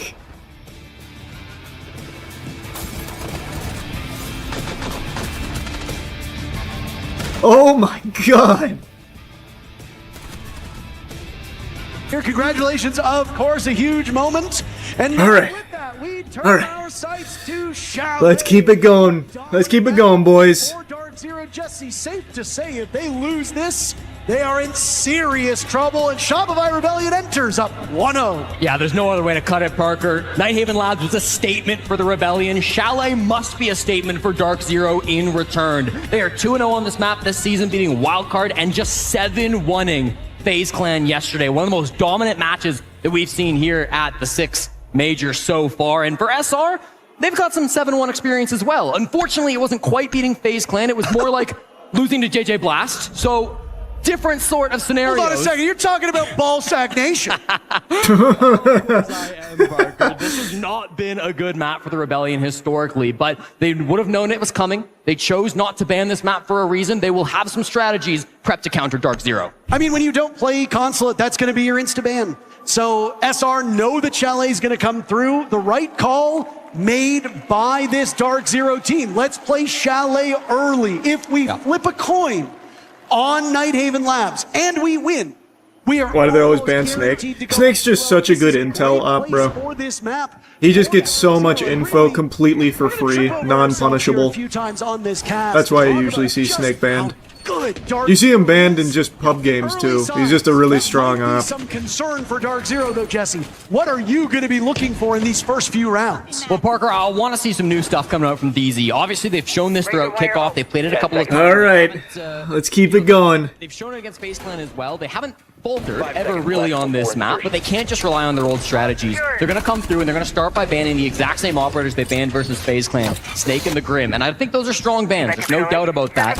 Snake in particular, again, an operator that plays a lot by Ambi here on Chalet. We've seen it every now and again from Rexon as well. But Yikes. not one that we see SR play a whole lot here, so going to be interesting. Yikes. All right. A really rough map stats-wise for the Rebellion. They are below 50% on both attack and defender win rates. Yep. So you are not expecting very much here from the Rebellion. And also, we can talk a little bit about the mental aspect of map number 1. This DZ team, they're cool under pressure, Jesse. I do not expect them to falter after the shellacking that they took. Usually in a best of 5, the first 2 maps really should be your strongest maps. It's what comes after that you need to be concerned with. So expect a mental reset from Dark Zero. Yeah, they talked a big game, DZ did. We heard it from Call Out in the timeout. We heard it from Faults in that interview. They feel confident despite losing that first map, but now they've got to show up and showcase exactly why they're so Let's go, Ambi. Comes the library push. Oh, he saw him. Oh. Yeah, unlucky cross. They amassed almost 20 kills back on map number 1. Yikes. They are just playing with their food on the side of Dark Zero here. A good jump out. All right, rough start. Holy. Will greet us on Chalet. Holy. Terrible start there. They fucking slammed us. That's the answer DZ needed. Through personnel changes, Dark Zero went through. And then they decided, let's just throw the baby. Let's get it together here. All of it is gone, and they said, let's bring in some different. That was just round 1. We'll bring in 3 guys. We just go next. We take it here. Who had some contractual issues with M80. It was not a team decision. They play this map extremely well. I think maybe we just outshoot them, to be honest. And they found their first finals berth with this new roster. Yeah, it's crazy how fast the success has come from Dark Zero, but of course there's still work to be done, and as we load back into map number 2, that work will resume. NJR, I mean, you said it, he's been on this roster for over 5 years. That's an eternity in terms of esports. Faults for a long time was the longest standing player on a single organization inside of North America, but that has changed as he moves from SSG over towards DZ this season. So lots of legacy, lots of history with these players. There are no strangers to the big light, to the main stage, but... Come on, let's go, boys. Can come out let's get it. Top. Now again, Dark Let's Zero. get it. Early lead on this second map, Parker, but they need a lot more than that. There really is a lot of history inside of this grand finals, and more history will be written, irrespective of which of these teams win. This is just the 3rd NA versus NA matchup in official Ubisoft circuits. Canadians team has won all of them up to this point. Dark Zero won one of them when Canadian was on that squad. It was a little one scary. Of those teams will ultimately hoist this trophy. Dark Zero up 1-0 on their map. We are expecting DZ to kind of do the same thing to SR that SR did to DZ on map number 1. This is just such a good map, but Rebellion could still shock us. Slow start for the Rebellion, Parker. This is exactly how they like to attack on Nighthaven Labs as well, and this will be a trend throughout this series. They're not going to be rushing into the building and getting these early gunfights. They're happy to take their time. Their drone game was so good on Nighthaven Labs that it can be good once again here on Chalet. Does he know? Playing on the outside window angles. Of course, they didn't ban out that Azami, but it's not being played by Dark Zero. Instead, it was the Castle Band to come through from SR, and it makes things a little bit more awkward with all of these windows staying upright. Surf jumping in the building. Close. Surf manages to live a little bit longer than we might have expected. Rexon was looking for a cross on that upside down rappel. Only J90 will move now. That'll flush him. That'll flush him. There's a grenade from Surf. Its target manages to evade it for now, but he gets Oh. the run. Surf misses a golden opportunity. Damn, that's all right. That's all right. Come on. He's in the middle of the site, Jesse. Yeah, it doesn't have defuse kit, so can't plant, but that's still massive. Now, keep in mind, top floor control is so important for this bomb site. Even with SR in control of the site, it's not favorable for them just yet. DZ have so many players up above the bomb site who can deny the plants if they start for it. But again, Canadians still outside the building. before we see a defuse kit hit the ground. Damn. Footwork was a really key component of Let's the get a pick Rebellion's here. attacks on Let's Nighthaven get a pick. Labs. They have not let off the gas here whatsoever. He saw his Shield's tootsies. absent as well from the He attacks saw of his the little Rebellion. piggies. So far on Chalet, shield play Oh, not boy. as important. Canadian running Twitch and operating. Nice. There you go, Surf. Well, Surf makes up for lost time, gunning down Fultz. You referenced Fultz's contributions in the first round. They will not come to pass now as there's 40 seconds left. Surf has not been pushed out of the bomb site at all, Jesse. He's still in there lingering. But neither team sees much value in holding site control if you don't have positions up above. That's why Canadian pushes up the solar stairs, force back smoke, and we'll have to go for a We're gonna have to plant. force. Seems simple. Walk Come on, in, Ambi. Come on, play Ambi. diffuser, but that Swing it, upside just swing it, just swing it. pressure too strong. Kino taking out unlucky. Rexon. And now a jump out as J90 gets one. Come on, Spoit Spoit. trades him back immediately. Surf calling for help inside the site. Canadian, where are you? Nice, Surf. Surf shredding everybody. There goes the defuse kit. It's a 2v2 with plenty of time left. Man. But Dark Zero's inability to flush out the top floor will lose them the round. Spoit dies at the hands of NJR. Man. It's all over before that kill comes in. We're playing too DZ slow now. left to a Surf had 2-0 sight start. for so long. Discipline on the DZ side of things, Parker. Really solid defense, not panicking when they lose that site about halfway All right, through come the on. round, feeling confident that as long as they hold above, as long as they hold below, they're comfortable. You guys hear me? Not starting with the tone either. Okay, listen. Answer me. One, let's reset. We don't need any, like, going back and forth. It's fine, all right? What I want to say to you guys is we have so many gaps here, but we have to be reactive to the gaps we have. We can't just sit there for 2 minutes trying to figure out what to do. If Dame is applying pressure site there, we need to do something to apply pressure elsewhere, okay? We can't just sit around waiting for something to happen. I want us to continue to clear traps. If we see them, clear util and spread the map on them. They're reactive and you're getting gaps, okay? We need to, if we see a gap, guys, we have to be reactive to actually get to the gap or to help it. We can't sit there while one guy's fighting the whole team and everybody else is doing nothing. Together on the same page. If you have the gap, everybody go together. All right. Left side of your Good screen coaching. there, you can see what the audience is up to during the tag timeout. They're getting active. They're showing their All support right, for come their on now. favorite teams, but I think Come on now. some That was a very important winnable words round being there. said We by just- Super in we that gotta- timeout, Parker. Just deciding that We there gotta are tighten it not up a little bit. We gotta tighten the coming screws. from the Rebellion. They're creating pressure. They're creating gaps. There are ways for SR to work their way into the site, but they're not doing things in a lot of these moments. How long were we watching, whether it was Rexon hold an angle on the solar window, whether it was Ambi holding the angle down those snow stairs? It always felt like there was somebody in SR just sitting and waiting for a response. DZ have been too disciplined for that style of play. SR have to get reactive to find those gaps and capitalize on them. And I think it's fair to say Chalet is a bit of a reactive map as well. Big difference between Nighthaven Labs and Chalet. Chalet is smaller. It feels smaller, at times very claustrophobic. Look at how much map control Surf was able to take, but he never got the top floor away from Dark Zero. What does that do? It means you have to fear the windows. It means you have to fear the jump-ins. It means you have to fear top floor control. There's just so many things to account for because at any moment, on a map like Chalet, fighting can break out. Now, obviously, that's true of every single map, but it is especially so on maps like Border. It is especially so on maps like Chalet. And if you could see Okay, come on now. Let's get it back. and then they strike based off of poor information or poor entry from the Rebellion, they will eat you alive, and that's what we've seen through 2 rounds so far from DZ's defenses. Well, for our third site, Parker, Bar Games is the choice, and Shopify Rebellion will bring this sends execute strategy. They ran this back during Yep, here 100 comes keys the run out, early they in know. the kickoff, and you can see Dark Zero Good. wanted to maybe capitalize on it a little bit. They are happy to get aggressive. Fultz has found a couple of big moments outside the building on this map, but doesn't find anything early on this round.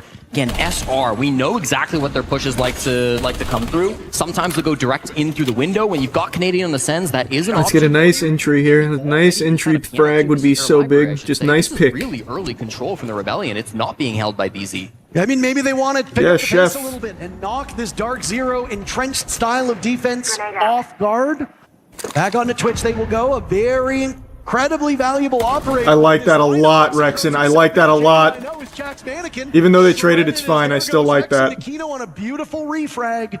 Great opportunity from Dark Zero, and still so calm even when things go bad. Yeah, still, we're seeing SR get a little bit more active. They're trying to find these gaps and exploit them, but there are refrags coming out from DZ. 4v4 now. Spoit just inside a mudroom, has to jump on back. got come on, control guys. of the basement. They've got control of library. They have quite a bit of map control that DZ chose not to hold on to. They never really contested these parts of the map. So it's going to be on DZ. Let's get it, to gentlemen. flank and go for a retake of these positions, or potentially even just concede them and then stop this execute when it comes through. And they were serving. Trade it, trade it, trade it. Denari tripwire established around bar. The Solus of Fultz will hit the deck as both teams kill baby. one apiece. Neither able to shake each other for the moment. Ambi holding that defuse kit. Kill Nice, Surf. easily for Rebellion here on this map. We got numbers. They can't trade that. As they take the lead on round number Nice. 3. Fultz will be harassed by that death mark, leaving Newers as the X factor, and he fought. Nice, Surf. But he loses the duel. Surf takes care of him, And we know where he is thanks to the death mark. Still being hunted down. His whereabouts known by Ambi. That just, yep. Good shit, good shit. Way to bounce back, way to bounce back. Very good, very good. Surf been throughout this contest. Very, very good. Feels like he's always in the right position to find a bit of a gap to get things started on the side of the Rebellion, and it finally pays off in a round win for them now. He's played 3 different operators so far through Chalet, played Dokkaebi, Deimos, and the Ace, and that's expected to come through from Surf. He's played more different operators than any other player at the Salt Lake City Major, 46 different ops across the first, second, and third phase here at the Major. So he's such a thorn in your side at all times. They will ban out the Ace, of course, one of those 3 operators that he played just recently, so clearly feeling a bit of pressure with how good he's been, but even still, he will have such a wide arsenal to go through these next All right. on the attack. Shopify Rebellion, again, did a really good job of finding some of those gaps and taking the space that was given to them. Again, Rexon's able to walk into lobby for free. Ambi's able to walk into library completely for free. Like, they're getting a lot of this space, and because DZ are contesting it, it makes it almost easy for SR to start colliding with these kills, to rack them up one after Nice. another. I mean, Chalet. Okay. Now let's keep that going. That was good. That was good. If you can drone them out and put them into unfavorable. See, a little bit of aggression there, I think, is exactly what we need on this map here against them. Rexon going just right down the pipe there for that entry is good. That just opened it right up for us. Obviously, Rebellion have been eschewing the shields, Jesse. It is a bit abnormal. I know that we've been talking a lot about Canadian playing these shield operators, whether it be Blackbeard as part of their arsenal or Blitz and Monty being far more common.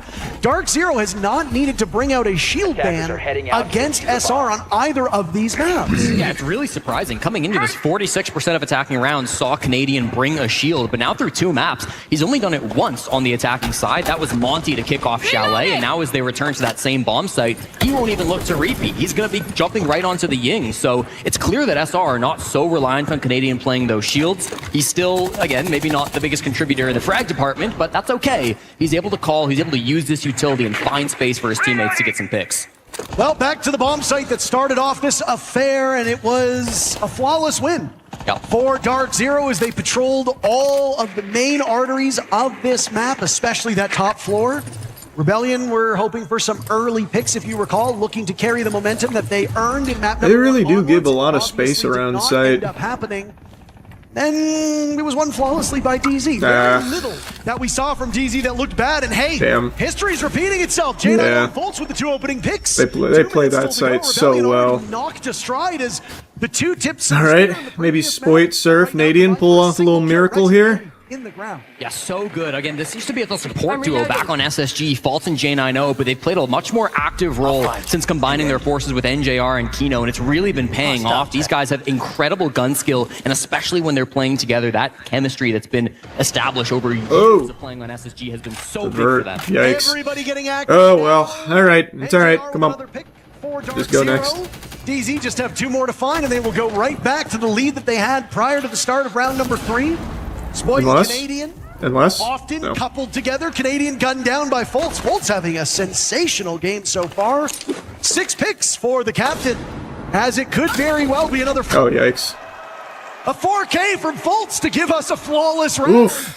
SR will not get a single kill on this top floor bomb site. That is a bomb site to forget if you're a Rebellion fan, no doubt about it. The good news for SR fans in the crowd is that they will not have to attack it until overtime if we get there. But Fultz, the captain of DZ, 7 kills across the 2 times they've played that map. Absolutely ridiculous. And again, it's coordination alongside J9O. Fultz is moving a lot on these defenses. He started upstairs kind of with Jack up in like library, like small office there, but then walks down those blue stairs for the first frag, goes back down in towards mudroom. He's always in a different position, and he's so difficult to clear out.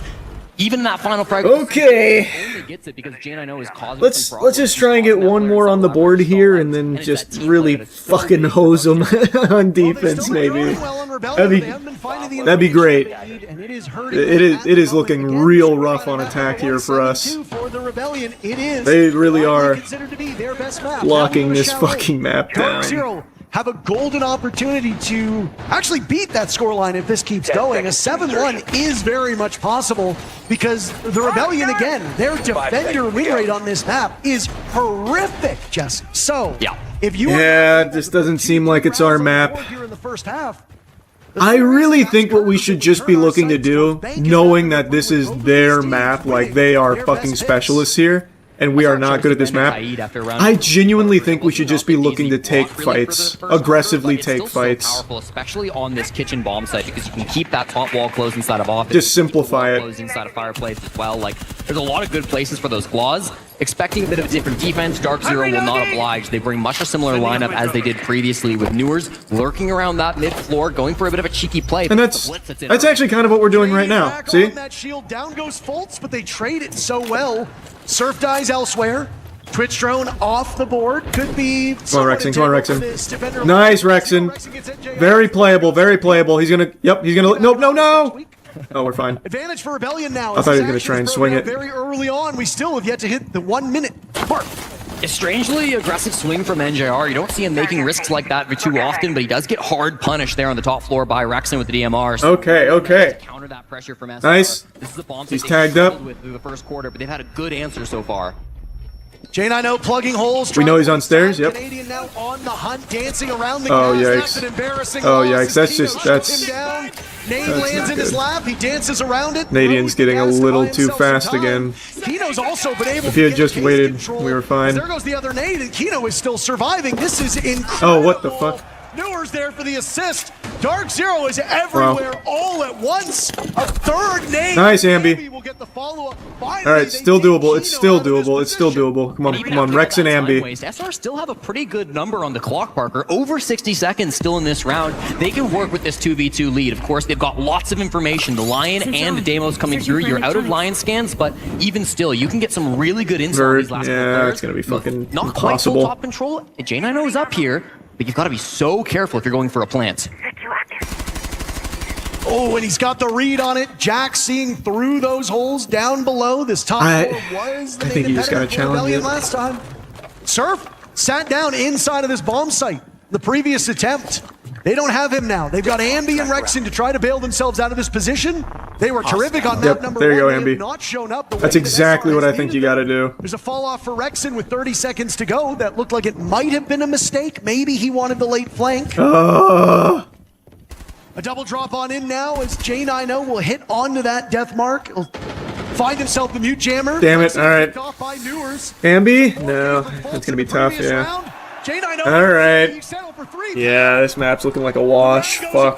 They play this map way too They well. are demolishing the Rebellion. If Nadian just slowed down on stairs there, I think we had it. Bottom Parker again in that He didn't need to 2v2. push I get that. a little bit worried because the Deimos tracks are there for SR, but Dark Zero, they are never really predictable. Right when they start to send a player up towards the top floor on the side of the Rebellion, DZ drop that hatch, they retake the site control. Brilliant shots being hit by both Newers and J9O in that 2v2. Some big moments coming out to clutch that one up. And of course, Kino, you have to highlight his play in that round. Phenomenal on the smoke. Often thought of as one of the best SAS players in the entire If we can get one more here, it's still doable anybody on this map. else. And his time delay right here on the stairs, I mean, this was crazy. The fact that he doesn't get blinded by the blitz there is insane. And then he just uses that to completely dominate the rest of the round. All of SR's attack has to turn their focus onto Kino, and he just makes them pay so much.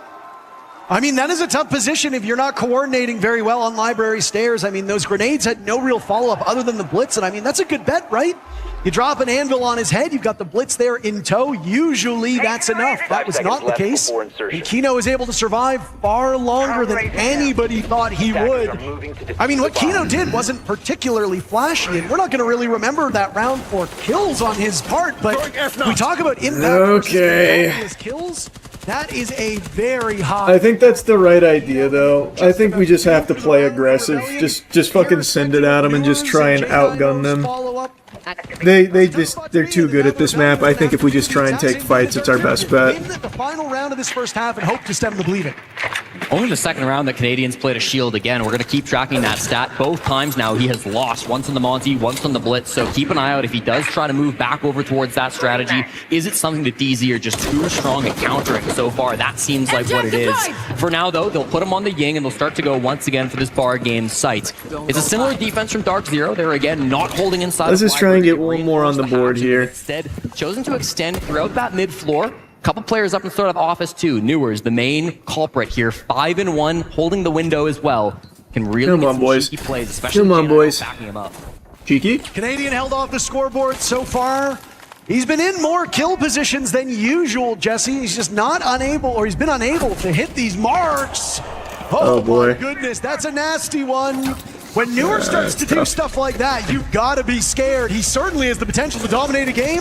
There you go, Spoit. There you go, Ambi. A good one to punch from the Rebellion. Yep. J90 on the board as down goes Spoit. Canadian getting diffused, gets the halfway. Nice. Where is the coverage? Trying to get to the side. Oh, Ambi, that was so close. Oh, Ambi. All right, that was a really good one to get. That was a really good one to get. The half for DZ, they do. See, that's what I'm saying, man. They know the map so well. They play this map so well. Just play aggressive like that. Just push them and make them outfight you. That is. I think that is how we beat DZ on this map. Try to play the fucking Flash. Flash. Yeah, I mean, it really does not fucking matter on this map, quite frankly. Yeah.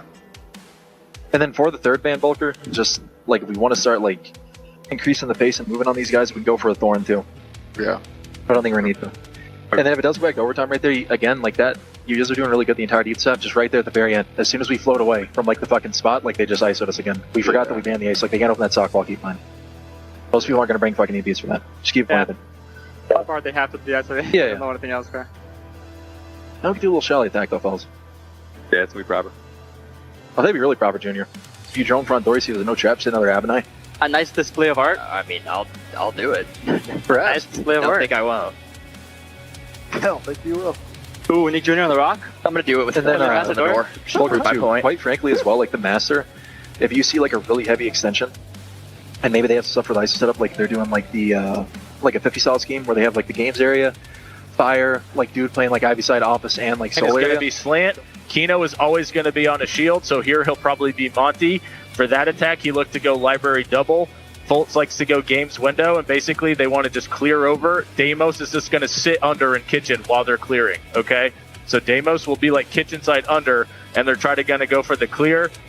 What they will do, this is what we need to understand, is that I need us to hold our zones and fight. Do not over rotate, because if you give something up, like in their match yesterday, FaZe backed up and gave them solar. They left one person there and they flipped the entire take, so they had none of the map. Okay, we need to fight these guys. Okay, Exactly. We're running a lot of traps. If you notice on the strats, I want us to make sure that we're using those traps to try to track, so that we can help where we need to and understand where shit's cleared, so we understand where they could be. Okay. Is that Deimos? No. So Snake is Snake the and Blackbeard. Snake Oh, Blackbeard. Or BB. Blackbeard. Okay, that means Listening to Super All over right. these last couple of games, Parker, has been one of my favorite parts of the Salt Lake City Major. The experience that and knowledge that he brings into those timeouts is so incredible. Always talking about the strats that they're expecting to see from their opponents, and then a little bit just going into their own strats, wanting to play a lot of shield or wanting to play a lot of traps, expecting some shields out of Kino, and then maybe trying to take some space as well.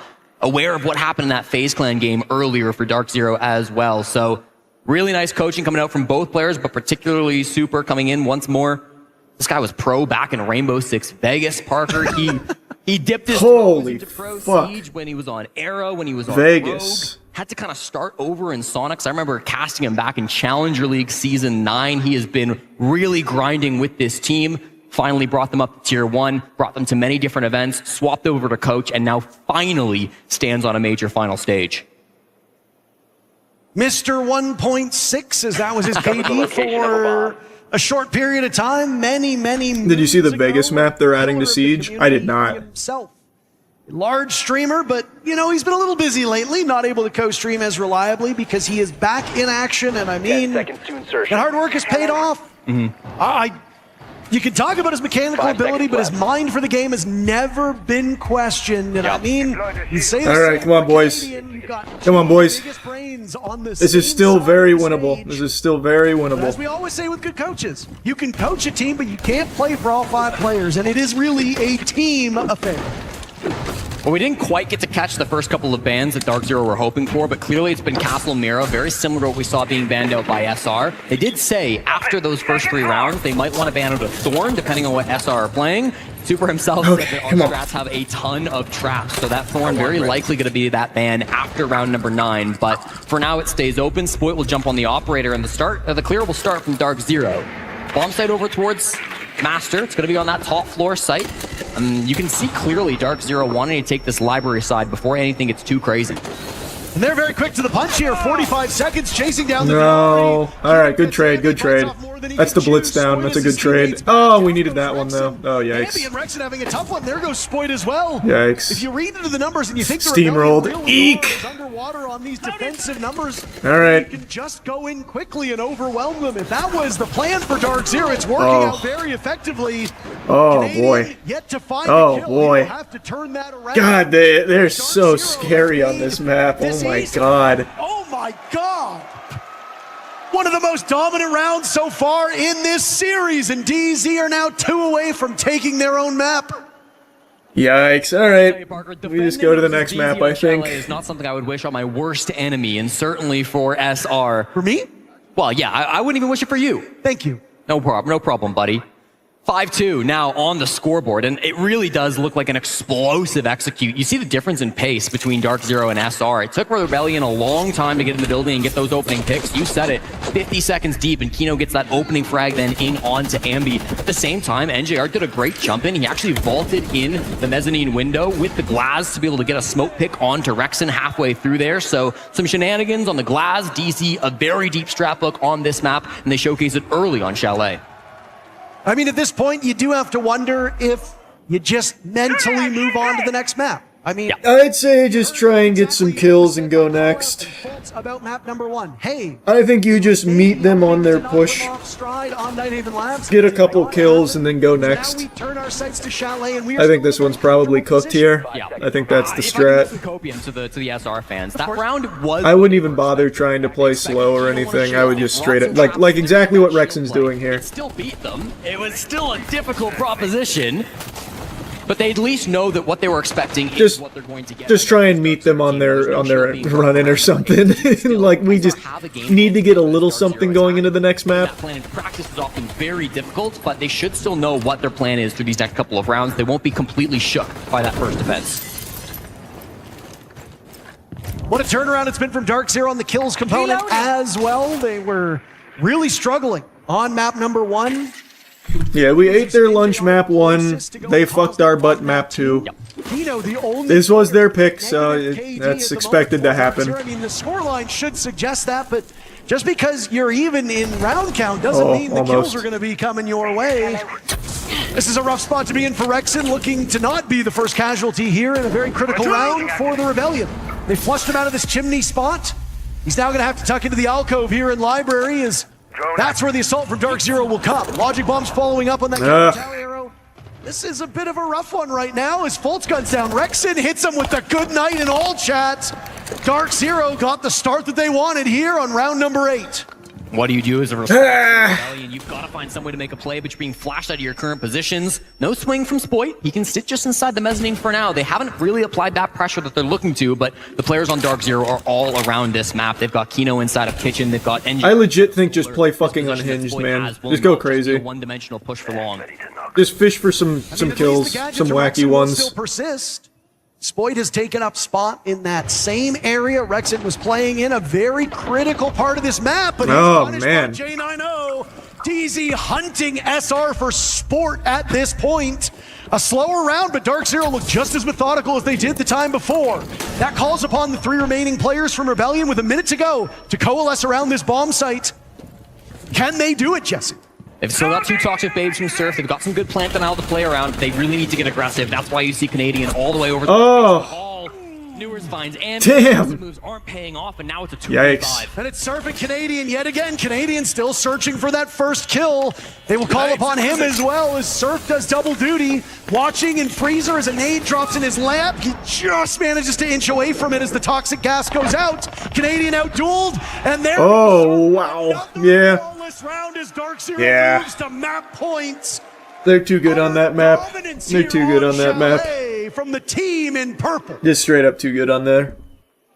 We said they had to respond with a statement of their own, and Parker, it looks like they're doing just that. It was 7-2 for the Rebellion on map number 1, and now we are just 3 minutes away from another 7-2, but this time the sides are swapped. Dark Zero dominating their own map pick, just like we saw from the Rebellion. You gotta give credit to how well DZ were isolating these picks. It seemed like it was always like a 1v4, a 1v5 on all of these frags, especially early on the top floor. It just wasn't a team game from the Rebellion. They were being picked apart one by one as Dark Zero were able to work from multiple different angles. I said it earlier, but players in kitchen, players in piano. That happens. They rinsed us here. It just felt like all the Next angles map. that DZ could be in, they were in. Makes it incredibly oppressive to play against, and SR will need to be flawless for the next 4 if they want overtime. Well, I mean, I don't envy Fox and Laxing's job after that one. What do you pick up on? Do you pick up on the intel game? Do you pick up on the trades? Do you pick up on the map control? Yeah. Do you pick up on the utility play? Because there really has been no downside to this Dark Zero Chalet. They have dominated the Rebellion on both sides of this map. As we expected, the numbers show just how weak the Rebellion are on defense. Dark Zero are exploiting that, and they are doing it. Yeah, we are not very good on this map. How good is And they are Well, so 10 good and on this 4 here one. On their second map, he was the lowest rated player on DZ back through map number 1, but he's answered big time here on their own pick. It's just his second ever career event. He won the 6th Invitational. It has taken 19 straight events since to make it back to a grand finals, but Fultz has done just that here against Rebellion. You know he's not going to let this moment pass. Amazingly, I remember when Fultz was on that old Challenger League team with Merck and the like, and I was patiently waiting for the debut at a Tier 1 level, and now Fultz is seen as the elder by a lot of players. I am so old, Jesse, and so too is Fultz as he captains this team and gives tons of valuable experience to the rest of these players. He was playing against Super down in Challenger League back in the days when he was on OC and Super was on Elephant Gang. It was the good old days down in Tier 2, let me tell you. All right, let's just get us a little something. Let's just get us a little something. Utility pushing these Rebellion players into their waiting arms. Logic bombs go off. Bees as well. Here it comes. Canadian is through the smoke. Kino will now hunt for something. Make a misstep in the Rebellion's round. Could go up in smoke. Jane, I know, punishing Spoit.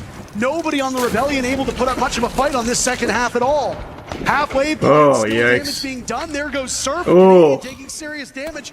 This one just might be over already. And we still Another have a minute and a half to flawless? go. What do you do? God as damn, you man. have to be able to find a way to battle back, but at this Absolutely point, map 3 just seems dismantled like us on in the this wings. map. Jane, I know, already a single kill from outside the building. Why not another? Finds Canadian on a rotation, and Ambi and Rexen are left with it all to do. Could it be another flawless round? Would this really be it? A 4th flawless round for DZ Rexen? No flawless. Down goes Kino, unable to stop the defuse kit, and the drop will not be had. The Yeah, that was terrible. All right, they 7-2'd us there. All right. Really want a repeat performance on Bank. Really want this to go the way it did the last time we played Bank.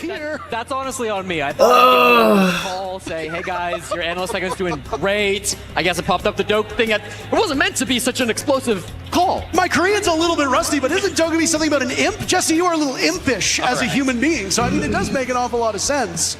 You might want to lay low, though. They are looking for you. You're wanted for murder. So, all right, well, hopefully Fox can put himself back together for the second analyst segment after this map. But for now, Parker, we've got to load into Bank. And some would tell you that we're already 40% of the way through this grand final, but I would argue it is just getting started. The way these best of 5 goes, you get ban, pick, ban, and then only 3 maps remain. While this is technically going to be the pick of Shopify Rebellion, both of these teams banned maps out, and so we got just 3 maps left in the pool. So we expect both teams to be very comfortable. Let's get it. Let's get it. absolutely, and I think we're Let's go gonna ballistic. have a pretty good show of this. As you said before, Chalet was fully over.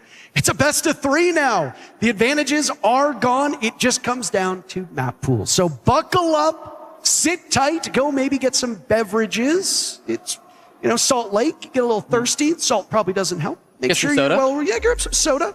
That's all the rage here. And prepare yourself for bank, as one of these teams will move to series point with a victory here on bank.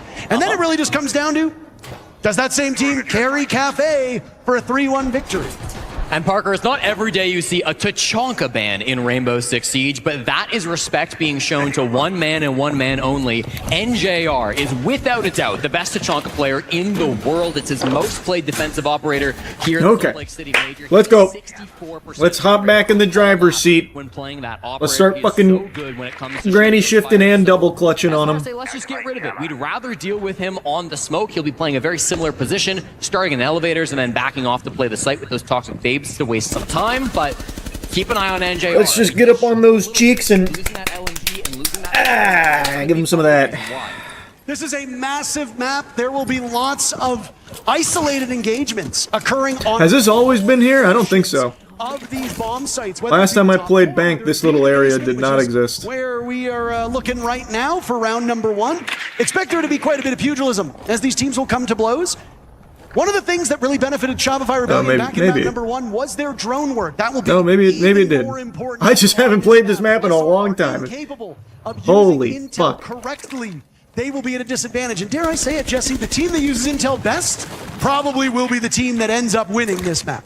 Yeah, and of course, Ambi and Spoit are going to be two intel operators that we typically see. Ambi over at the IQ, so changing things up a little bit. Usually we'd see him on the Snake for this bomb site, but not unusual to see that IQ instead. Of course, we'll come through to counter that Echo, so lots of utilities still being countered out. This really is not an aggressive hold from Dark Zero. They're happy to sit inside the bomb site. We started with Newers inside of open area. We started with NJR inside the elevators, but all of them had hatches that they were able to quickly drop back down to site, so not a surprise to see this one start so slow, but it'll really come down to the execute of the Rebellion. Let's go, boys. They've got the Habana. All the hatches should be open with no problem, but you're looking at this site and you're seeing yokai cans, you're seeing C4s, you're seeing toxic babes. Like, there's so much utility in the site. No. You've got to start with some man advantage, and that is not what they wanted. That's Well, you say Kino's a did good we- SAS operator. oh, boy. They passed one of those two. We didn't drone that? And the first pick here Or did we just- on Bank will oh, come boy. in his Oh, boy. hands. Kino now on the run as Canadian was breathing down his neck. Just wait. It's been about, No need to send that. 40 No need to minutes send since that. Canadian was able to get a kill again. Not integral for the Rebellion. but Canadian gets some frags, especially on this map, where he's going to be playing a lot more shields than we saw on maps 1 and 2. They've got a yokai cam on him. Canadian is in a very vulnerable position, and this might be a great kill opportunity for Dark Zero. We didn't need to do that. But Kino doesn't care. Hits the head of Canadian instead and finds that body shot. Well, so what are we doing right now? Newers has to Boys, survey come the on. hatch above Let's his lock head, in. But was also looking over towards blue stairs and maybe a bit of a step back for this DZ defense as they will reposition Echo's drone. Nade goes in. Kino flushed out of that position. Right There you go, to Rexon. Good coordination. Rebellion still trailing numbers. 30 seconds to go. There goes the yokai drone in that same position. Rex and Ambi surf. So integral to give information to Dark Zero. They will be flying a bit blind. Oh, he's so low. I know will go for a full flank. What damage can he do? Rebellion have their hand. Oh, Ambi. Takes down Newers. They're boxed out of the bomb site. Rexon holding the defuse kit. A surprise looms for this Rebellion team as they will incur some damage. J90 still on the hatch. It's just like Dark Zero not letting up after that call with Nadian going in like that just doesn't make I sense. theorize that maybe the We Tachanka can't ban be would doing send that. We NJR can't be back a doing bit, that. But he is better than that. Plays so well on the smoke there, Parker. You saw him delaying that plant for so long. They didn't really get to start it until there was maybe 5 seconds left in that round. Hit some beauty SMG 11 shots to close that one out too. Of course, you start with this two-man lead coming out from these extended players, J90 and Kino, but even beyond that, it felt like a perfect round from Dark Zero where the early game went their way. They didn't lose anybody on that very small roam, and then when it came down to the final seconds, I mean, 5 seconds is not going to be enough for SR to make an execute go through. Certainly not. All right, let's lock in. Let's lock in. We're cold right now. Let's fire it up. Let's fire it back up. Again, when it comes to experience, Come on, we gotta reset. The Dark Zero maybe had a bit of jitters on that Gotta first regain. map. Obviously, they shook it off for Chalet. Business as usual. Both of these teams slugging on their favored turf, winning 7-2. Now we go back to SR's map pick, and things get a bit more usual here on Bank, Jesse. Typically, you're going to start on the weak side. That means DZ wants to defend on this map. That gives us a good idea of what the goal is for the Rebellion. The Rebellion? They probably want to win 2-3 rounds, but that is the high water mark for this map on their side. Okay, come on. These two teams, like, Bank maybe slightly leans defender-sided, but these two teams are both very good at attacking, so you really think 3-3 or 4-2 in either direction is fine, and I would expect that. If we get to a 5-1, okay, the panic alarms start to ring, but DZ win their primary bomb site, that shouldn't be alarm bells just yet for Rebellion fans. They'll get a second opportunity when round 4 comes through, but of course for the second round, we will move upstairs. This is where DZ likes to try to defend with a little bit more presence. They've got Fault back on this Echo, who can try to use this information to enable some early picks coming the way of DZ. But SR, look at this lineup they brought. All right. God, I want them to win so bad. This could be a really messy execute when they do get down to it. Not that I think it'll come so soon. And that New Zealand operator is saw a bit more play after some changes during the mid-season, but the pick rate has fallen off. On maps like Cafe and Bank, way more opportunity to isolate these defenders, and that's exactly what Rexon will do outside. 2 of those gates have gone, trying to box. Nice, Ambi. Nice Surf, way to trade that. Surf on the board as well. Shield in the hands of yikes. J9O, and they've turned this round on its head. A very Fuck, quick entry man. for the Rebellion. We're not even at the halfway point, and it's been rebuffed by Dark Zero. Surf's entry was excellent, but his whole team fell around him. That's going to be the big problem. Now they're in a man disadvantage. Nice, Surf. Surf just flicks around and finds the head of Fault. Evens things back out 2-2, and Rexon and Surf are in a really good position. The fuse kit is inside the site, so it should be... 6 kills between NJR and J9O, the 3-letter duo on this team, holding down the bomb sites. They'll have to retrieve the diffuser on the side. Come on, baby. Come on, boys. Plenty Come on, of time boys. to do that. And early action has now made way for this ceasefire between the teams. As there's Rexon now planting the diffuser. He hears him. He hears him. We know. Over towards paper. You saw him? You saw him? You saw his gun? Waiting in the wings. I'm pretty sure. Rexon will have to rely entirely on Surf, but J9O is an unknown variable. And there he is, Rexon trusting Surf, that trust seemingly misplaced. Blackbeard will have to put the shield and the team on his back. As both NJR and J9O immortal up to this point. 40 seconds to see if Surf can break that trend. Now behind the desk with the case down, shield on his back. NJR swings around, buying time. Off the diffuse kit, Surf will go. That was the chance there. That's just a hard shot to hit. Yeah. He's holding this cross. The moment that he attempts to defuse, then they fall out. Quite a rhythm here now as Surf will attempt it for the 4th time. Up against a hard wall. He manages to get it down. Yeah. Just swing together. Perfectly. Guys, we can't be throwing rounds like that. We can't be throwing rounds like that. Come on. Continuing their reign of terror.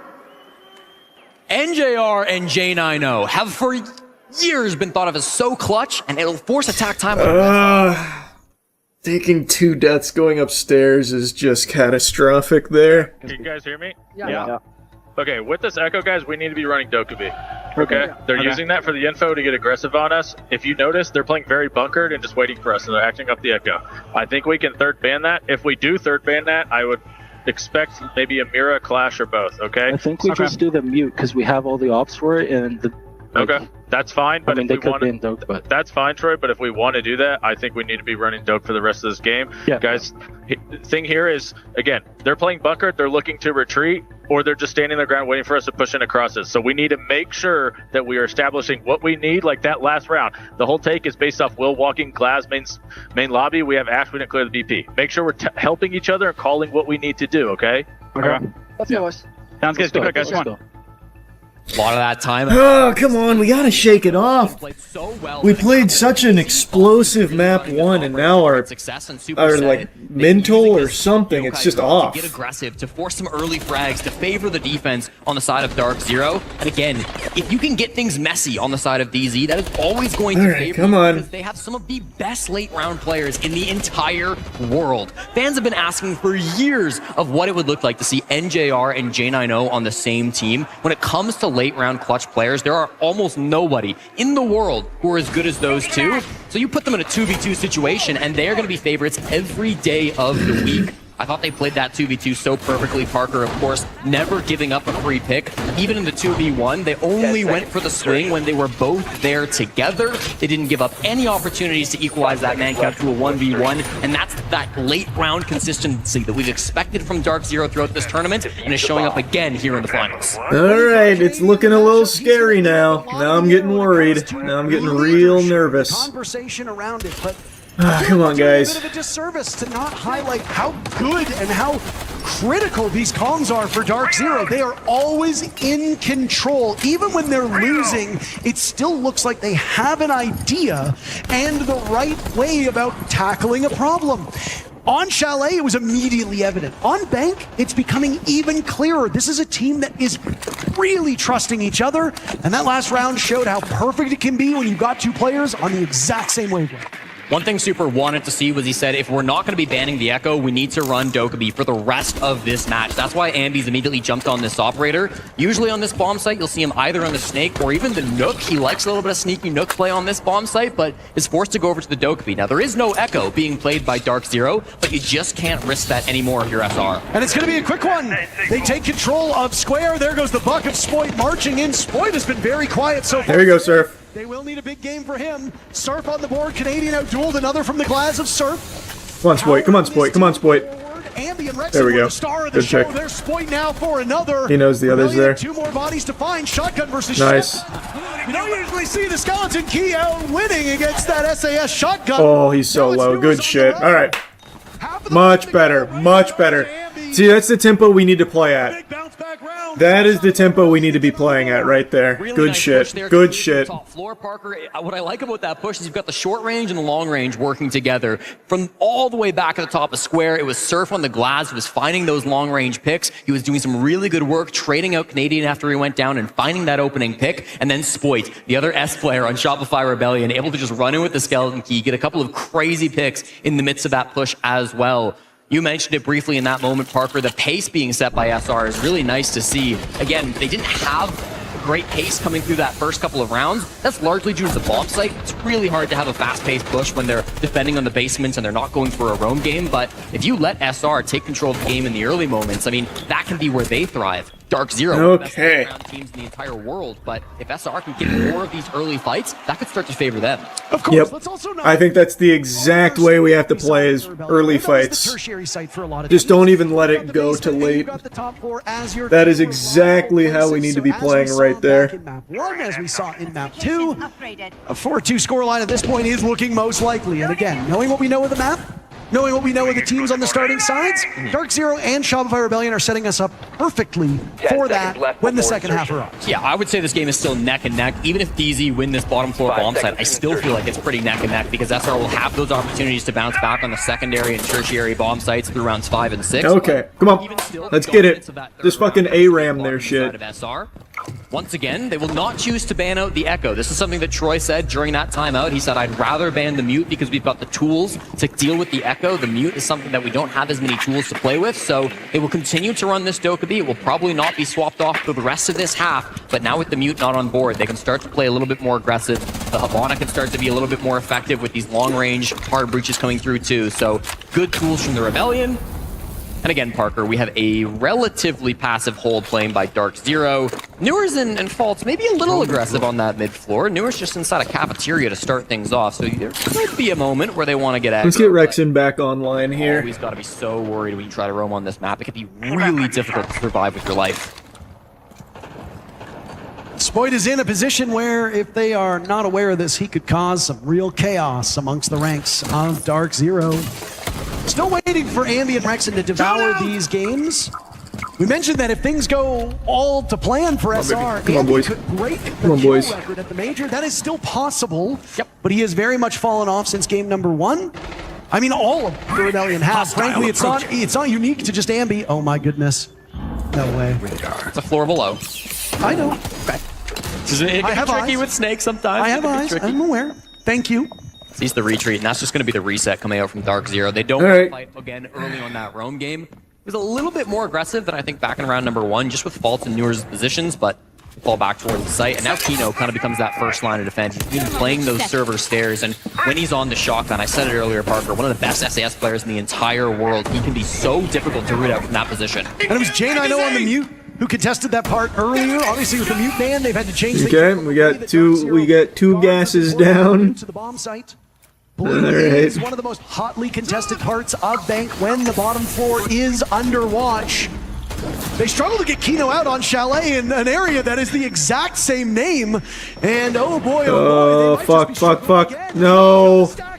That we can't be doing that. We can't lose things like that. Yikes, holy fuck, dude. Kills in this entire series. He's hoping to go higher than that. The fire will not really move Kino out of this position. It will buy some time as now they loop around. Final 30 seconds here, and there's a lot of work to be done for the Rebellion. Oh, you saw him too. That's a shame. It's been too difficult to clear Kino, so they all head in through the back, but they're not finding the kills. Canadian Surf, maybe? This would be miraculous. Canadian in a 1v2 with 15 seconds to go. He'll have to get Surf back up. This is a decision made by Rebellion. Running out of time. Kino and J9O now just waiting ever so patiently. Canadian flattened by Jack. Yeah, I don't know. It's looking like we're chalked. I don't know what happened. Our map 1 was so commanding, and now we're just not playing tight like that, or playing together anymore. As you said, Parker, that bottom floor site just way too strong. Kino, no doubt the MVP. That's tough, man. That's tough. He is so important in that position. So difficult to try to clear out from that spot. Was playing it on the Warden back in round number 1. He loves those blue stairs and will continue to be one of the best in the world in that position. I like the, again, attempt coming back from Canadian. The call there to try to pivot away from those stairs after you throw the Capital Bolt. It almost fakes like you are still trying to clear it. These 2 kills so beautiful from Kino, but then you completely pivot. You try to hit the back. They actually were racking up the kills with Canadian finding a big one there and Surf 2 with the SMG, but ultimately J9O so clean. How many times do I gotta say it? Him and NJR have been insane in the late round. Absolutely, NJR, one of the... Woo! That's tough.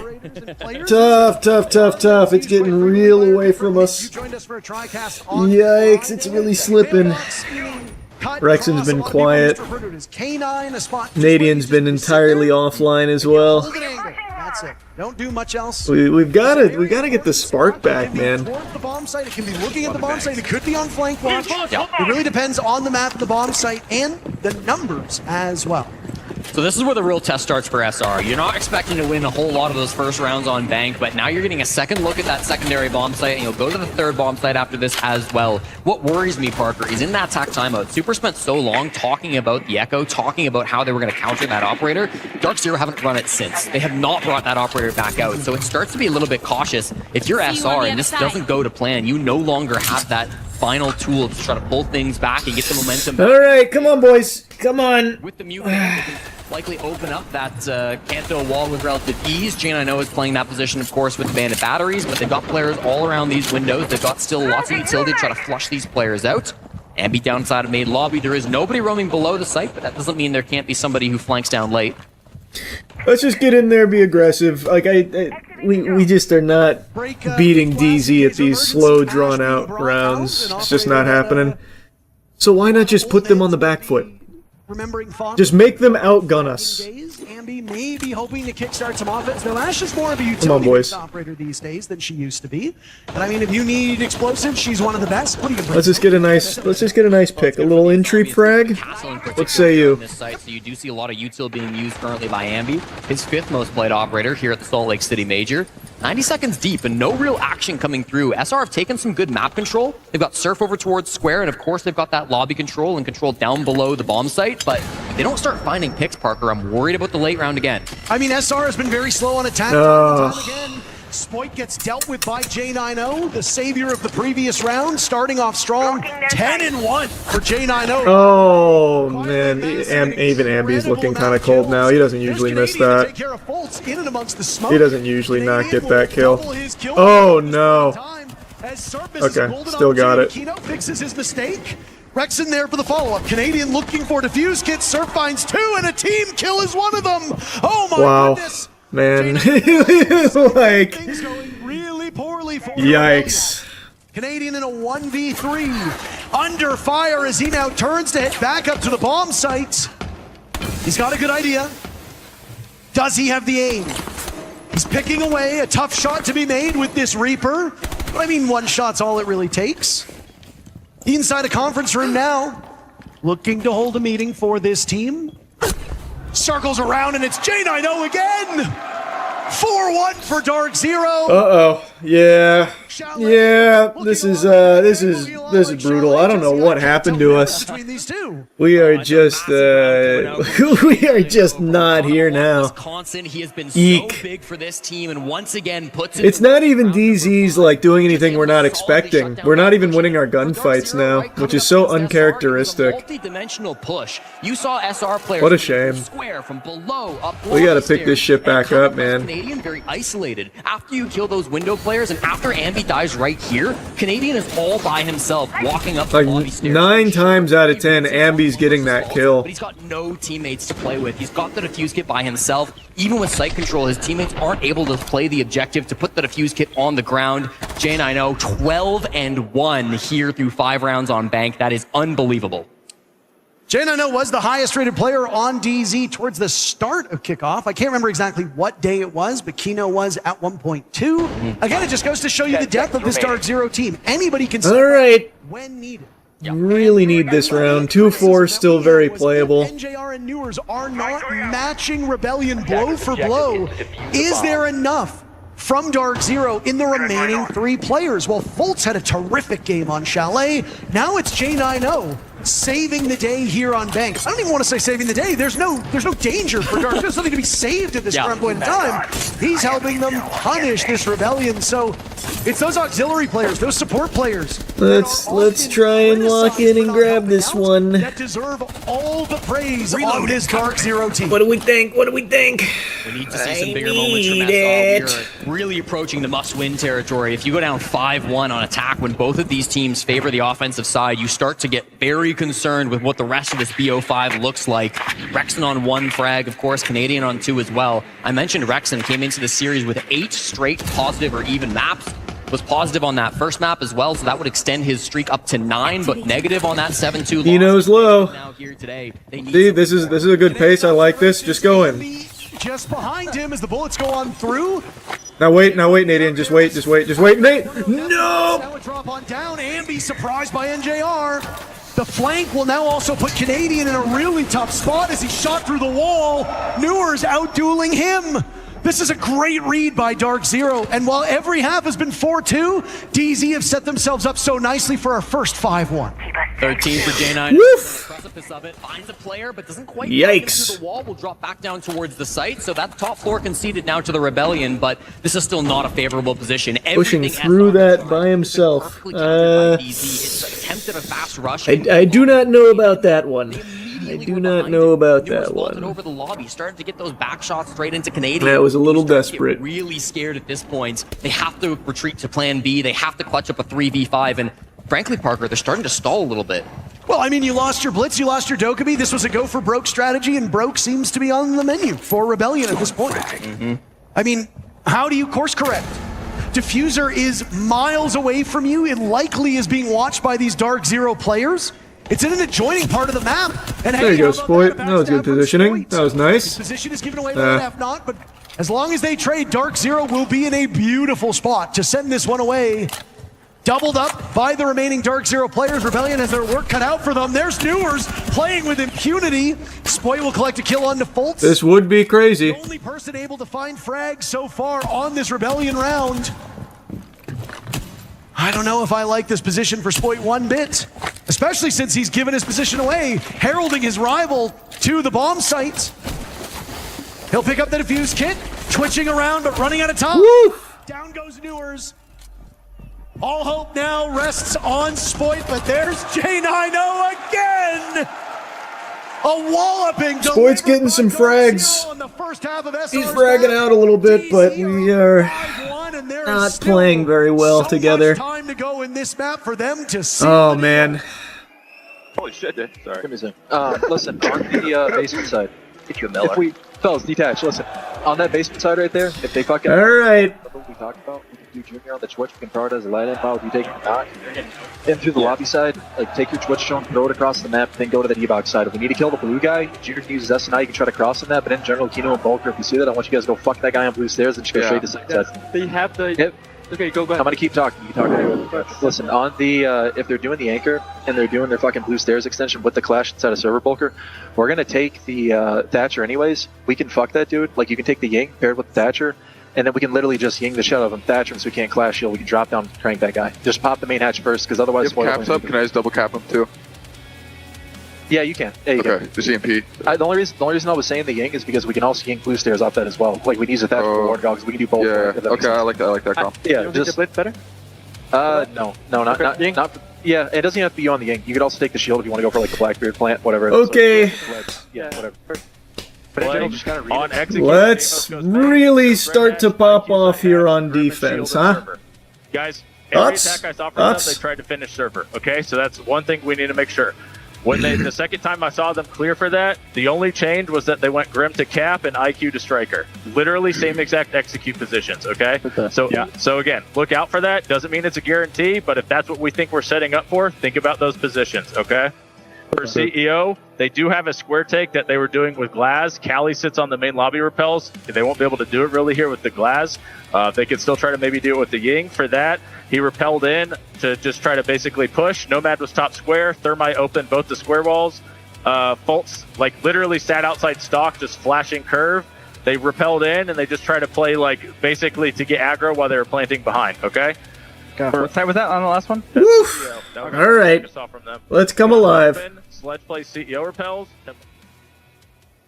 When the going gets tough, that's when experience can make the difference. And there is nobody in NA more experienced than Shopify Rebellion's captain. He's won 2 hammers. He's won a major in the past in this very country. He knows what it takes to dig deep. He will have to channel that resilience. Down 5-1 now versus DZ. All right. Lots of strats being spoken by both Callout and Super. All right.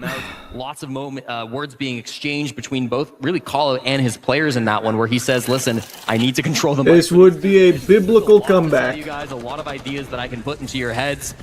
Make a little history. Parker, there's no other way to cut it. Dark0 enter this matchup as the best attack team in the tournaments. They have been dominating, winning 68% of their attacking rounds through the tournament so far. They will need to be held to just 1 if SR want overtime here on map 3. Yeah, a really staggering set of numbers for Dark0 on this map and just in general. I mean, we expected this to be a close one. And map number 1 maybe gave some false confidence to the fans of Shopify Rebellion, but this DZ team has played without many weaknesses through much of this tournament. Okay. They stunned us all yesterday. Let's start lat spreading on defense. World champions. Very few people had them toppling FaZe Clan, and yet they were able to pull it off. It's a bit more of a heated rivalry between Rebellion and Twisted Minds to get to this point. But I mean, hey, DZ and SR, it's a great matchup on paper. We need SR to play better if we want Ambi that Rex paper have been kind of matchup to shut actually down on materialize bank here. in the present, because right now, Dark0 are marching their way to another major championship on North American soil.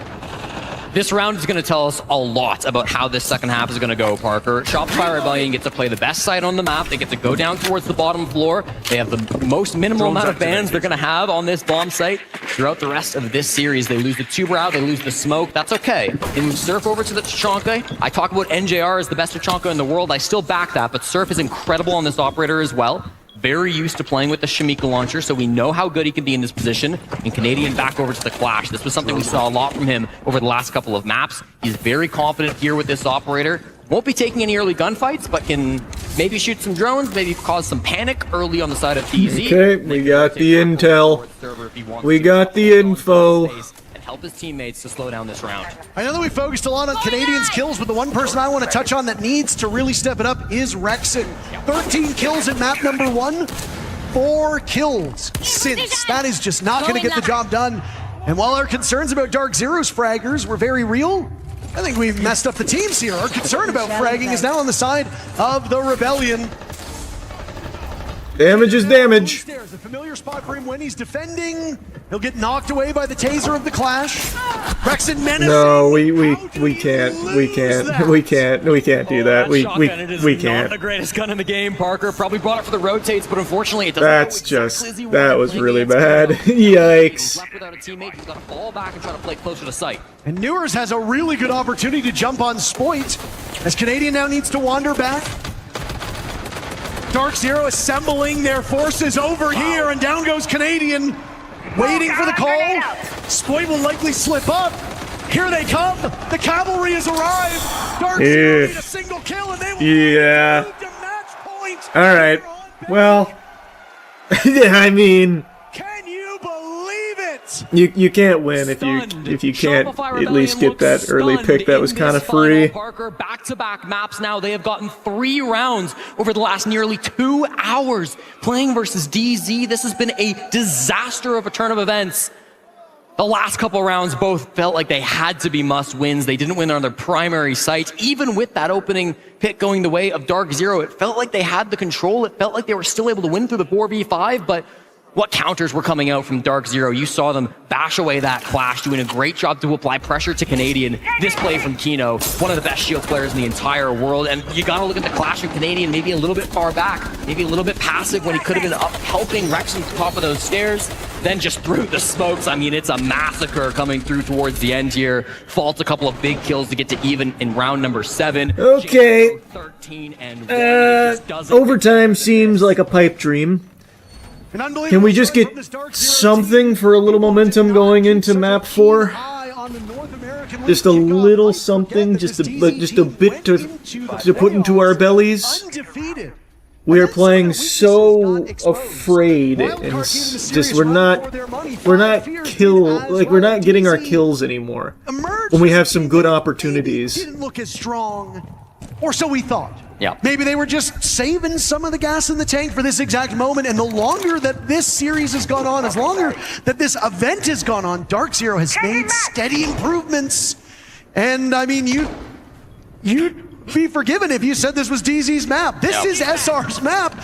There is a high likelihood we go to Cafe with DZ sitting on series point. How big do you think Fresh's smile is right now on his coach? Oh, shut up. All right. Jack was like, DZ. All right.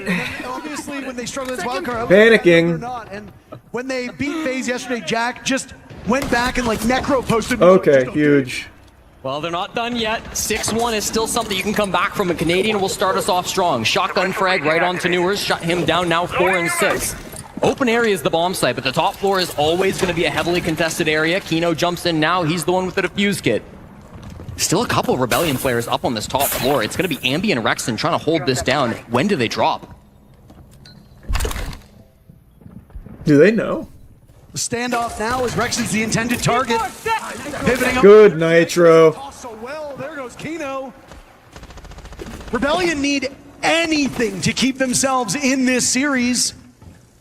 3 more kills will buy them some time, but this team... Perfect timing. They were in free fall. They Perfect timing. Around here on this defense as Ambi will find a kill of his own. J90 and NJR have made magic happen on this map, but not against the odds that they currently face. If anybody would win a 2v5, it's these guys, Parker.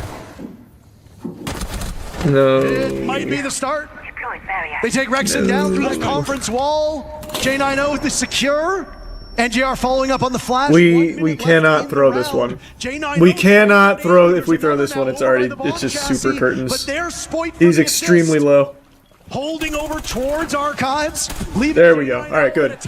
Good. All right. That's good for the mental. That's good for the brain. Even if we don't go to overtime there, that's at least good for the brain. Stims the bleeding. Crisis averted. The 2 best clutch players in North America shut down in that 2v5. Thank God. The Rebellion, very much still a hill to climb, as you say, Parker. I mean, that attack from Dark0 gets a little off balance early. Newers loses an isolated 1v1 close with the shotgun, and then really it's just a lack of information on the top floor.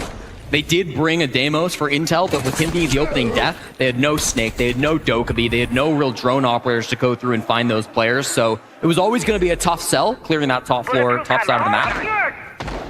Can they do it 5 times in a row? That's the question. All right. for most teams? Let's get some more. The Let's answer get some is more. no. Let's get some more. Don't forget that one timely clutch from the Rebellion yesterday propelled them to a 7 consecutive round victory. Unfortunately, That is true. different teams. Twisted We won Minds are 10 moving rounds both. straight Dark Zero are from targeted yesterday to against today. other North American teams, and well, how lucky that your matchup in the grand finals is against another NA squad. Dark Zero have really shown very limited weaknesses on these last 2 maps. They expected to lose Nighthaven Labs. They lost it, all according to plan. Now, the Rebellion, they probably never expected to lose this bank matchup. They thought they would lose Chalet, sure, but now here, they are in trouble. Dark Zero made some small mistakes in that previous round, but I don't know, Jesse. I don't know if Dark Zero has it in them to fumble round after round after round after Everyone has it in them to fumble. Uncharacteristic of this DZ squad. No team's been more Fumbling is part of consistent human this season. condition. Parker, they've been so good when the moments have been the biggest. Now they'll have Would to love to defend see up it. towards the top I would love floor. to see them fumble. Dark Zero. I'd put on a the big attack, old trying to smile make on some my things happen face. around top square, around the windows as well. Dealing with the Azami is going to be a bit of a nightmare here. Spoit inside of stock, continue to close these angles, continue to shut down some of these window positions. Pistol DPS out there, that's good. It's not currently going to be a big contest, but DZ start to rotate to his position, and now Spoit's in an early fight. Spoit using all those Kiva barriers very selfishly over towards the stock trading. Nice, good shit, He Spoit. gets a really easy kill on Kino. Ooh, be careful, be careful in there. This is great play by Spoit. Willie holding down the Oh fort. wow, that was good. That was fucking huge, Dark Zero actually. unable to follow Colossal. That kill will go untraded, and DZ will Gargantuan. now reposition with just a little over half of the round to go. Yeah, deciding that Spoit is just too good inside of stock. That's not a fight that they can commit to, so they're going to reposition elsewhere. They've still got good bodies outside the site windows. That's going to be where Newers is currently holding, and NGR brings the defuse kit this way. Those Kiva barriers inside of stock will not save you if these Candelas start making a mess of the bomb site. And NJR's about to get Oh, his masters in close. mesology, Jesse, as out go the smokes. Candelas will follow up as well. The telltale sign. Bolt's looking for an opening, but Perfect timing. Good shit, Spoit. We know, right? Yes, we do. Nice, Surf. By the Rebellion's momentum. Now it's all left to J90 and Newers. Again, Jack always in these final moments here. Odds are a little bit better than the previous round, but still, you can't favor Dark Zero in this position. We don't need to peek. We don't need to peek. SR have a lot of time to waste down. J90 and Newers can start to play with. Oh, but we do anyway. Attaboy, So Surf. good from the Rebellion. Newers in the 1v4. He'll have to double his kill count to win this round. I feel a timeout coming by this Dark Zero team as they will almost certainly lose their second round in a row. Good work. All right. All right, good. That's very good for the brain. For Shopify Rebellion, the crowd favoring SR starting to get a bit more lively. All comebacks start with 1 round, and they've stitched 2 together. SR still showing signs of life on Bank. Now we've got momentum in the SR camp. Attack timeout not being called by callout. We're not in dire straits just yet. Gonna let them go through this map or this op ban phase at the very least. You're worried a little bit about just this pressure that is starting to apply to DZ. Of course, this is a team who have really with this core never really all right. the highest of heights. J90 struggled in some of his finals in the past, but that was a long time ago. Here's the tack. Can you guys hear me? Yeah. Okay, for the delay, if that's what we want to run, we need to be careful of the Thatcher. It's going, if we run the Echo, they can just Thatcher the Echoes if they actually run it. Guys, the thing I want to say here too is Will did it last round. We need to be making places. Oh, yeah. Right? Also bring the knockout too. You don't have to force it, but if you see the opportunity, yeah. Don't feel like you need to force it, though. And I know it's hard to like think it at the moment, but we need to be thinking of what we can do that's going to solve some of the issues that we have with these bands and with what they're doing. Okay, guys, make sure we're playing to win. Like, come up. Couldn't have said it better myself. That is the tack timeout from Dark Zero. Just to be clear, SR's was burned early in this match, so call out deciding now is the time to have some words with his team, stem the bleeding before things get too out of hand. when you need a miracle, when you need 5 straight rounds to stay alive in the third map of a BO5, you look to heroes. And there's maybe no player in this lobby who has filled the shoes of a hero more than Spoit. The MVP back during the Berlin Major, the first event of his career, and what a round he has in round number 9 to be able to pull SR back from this moment. Again, shuts down that stock push entirely. Only gets 1 frag from that position, but it forces an entire rotate when the player's on DZ, catches another one early in that round, and then the final frag there too. Okay, all right. This would be amazing. I'd be so happy. Let's keep climbing. Just keep climbing. Interesting. At the very least, we're buckling down again. Good mechanical aim on Spoit's side of things, so if he can continue. Now just need Ambirexin to start firing on all cylinders again. Start coming online, activating. It's a long road again. You said this 5 rounds in a row, and then you still have overtime. It's daunting. Yep. But I mean, you're a major winner. You've seen adversity firsthand. That rogue phase game was one for the ages, and you enter with no real experience, and you put up that statement game that he did, and of course you've got good leadership backing you up. Anything is possible on this Rebellion team. They just need to show us that they can accomplish it. Yeah, both Spoit and Canadian had really difficult roads to win their respective majors. 5 maps required in both. Here comes the roam clear, and just beside the hatch, they will manage to fall back towards the site. No early picks going the way of Dark0.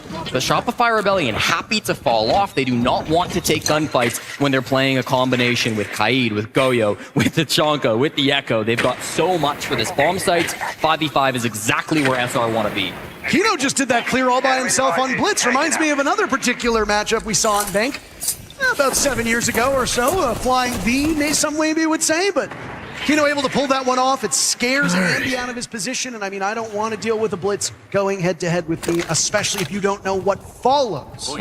Kino is scary on shields on his own, but if there's a 1-2 punch, the best bet that you can hope for is to trade it off. Come on, Smart move come by on, the Rebellion is come now on. that allows Dark0 to settle in here on this main floor, using Thatcher effectively, as Callout had spoken of, to get these claws off of the hatches. Yeah, it's for the claws, it's for the yokai cams, it's for information on even the bulletproof. Like, there is so much utility being brought by SR, but the frags will still favor the Rebellion. Spoit with the first. Canadian falls. It's alright, it's alright. That's Newers wagging the dog on Canadian. Down goes NJR to Spoit. So, I mean, you talked about the impact that Spoit could have. He's already on the board in this round. They're going to need so much more out of him now. We still have Spoit upstairs, which is good. For the flank above. Yep. I like that, I like that, I like that, I like that. Get down, Spoit will need to hurry. 8 players still alive in the lobby, and suddenly the timing here has been shortened. Spoit might get another. Nice. With 1. Spoit takes care of Kino. Nice, Rexin, nice, Rexin. Well, Rexin held off the score. Nice, Spoit. Spoit's cooking. He dropped. But he gets 2 of them, maybe. Doing a serious amount. No way. Oh, thank you, Spoit. Alright, Spoit.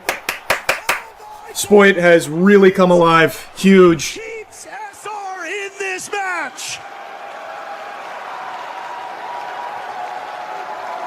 Actually, so fucking massive there. Really came to play. What a clutch. What a flank, Parker. We said they needed a hero on the side of SR, and they have found it. Spoit with a massive maneuver. He finds a frag over towards main stairs, works his way to the top floor of this map. It's Surf on the flank watch, and he's caught a little bit lacking as he tries to come back up.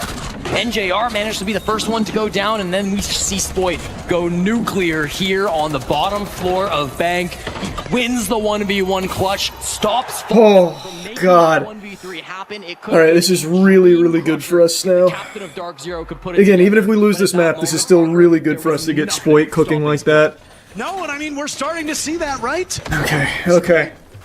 Now we need Ambi back in form. We need Ambirexin back in form. Emerged from the telephone booth with the S on his chest. The S, of course, standing for Spoit. Super Spoit.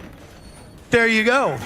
Still, the road is long for the Rebellion, and while they definitely have confidence on their side, There's still 2 more rounds to go. 5 seconds If there's to insert. anything that can really just exemplify how tough this is for Rebellion, it's this gap between the teams. Yeah. And DZ have so many threats that at any moment can take over a round. Rebellion cannot just keep relying on Spoit. They need somebody else to join him. That's exactly right, Parker. Spoit has given a lifeline to the Rebellion, but they cannot rely on him getting 3 or 4 kills every single round to win this map. Now you've got yourself an opportunity. You have to be able to capitalize on it. SR back to the defense, and now it's a tertiary site. Let's go, Ambi. Let's go, It Ambi. could be a tough one for some Get teams yourself to some hold food down here. Defense did a great job previously, of course, but Oh, this God. can still be Oh, God. tricky. Oh, and God. the early damage, but is safe behind these castles for now.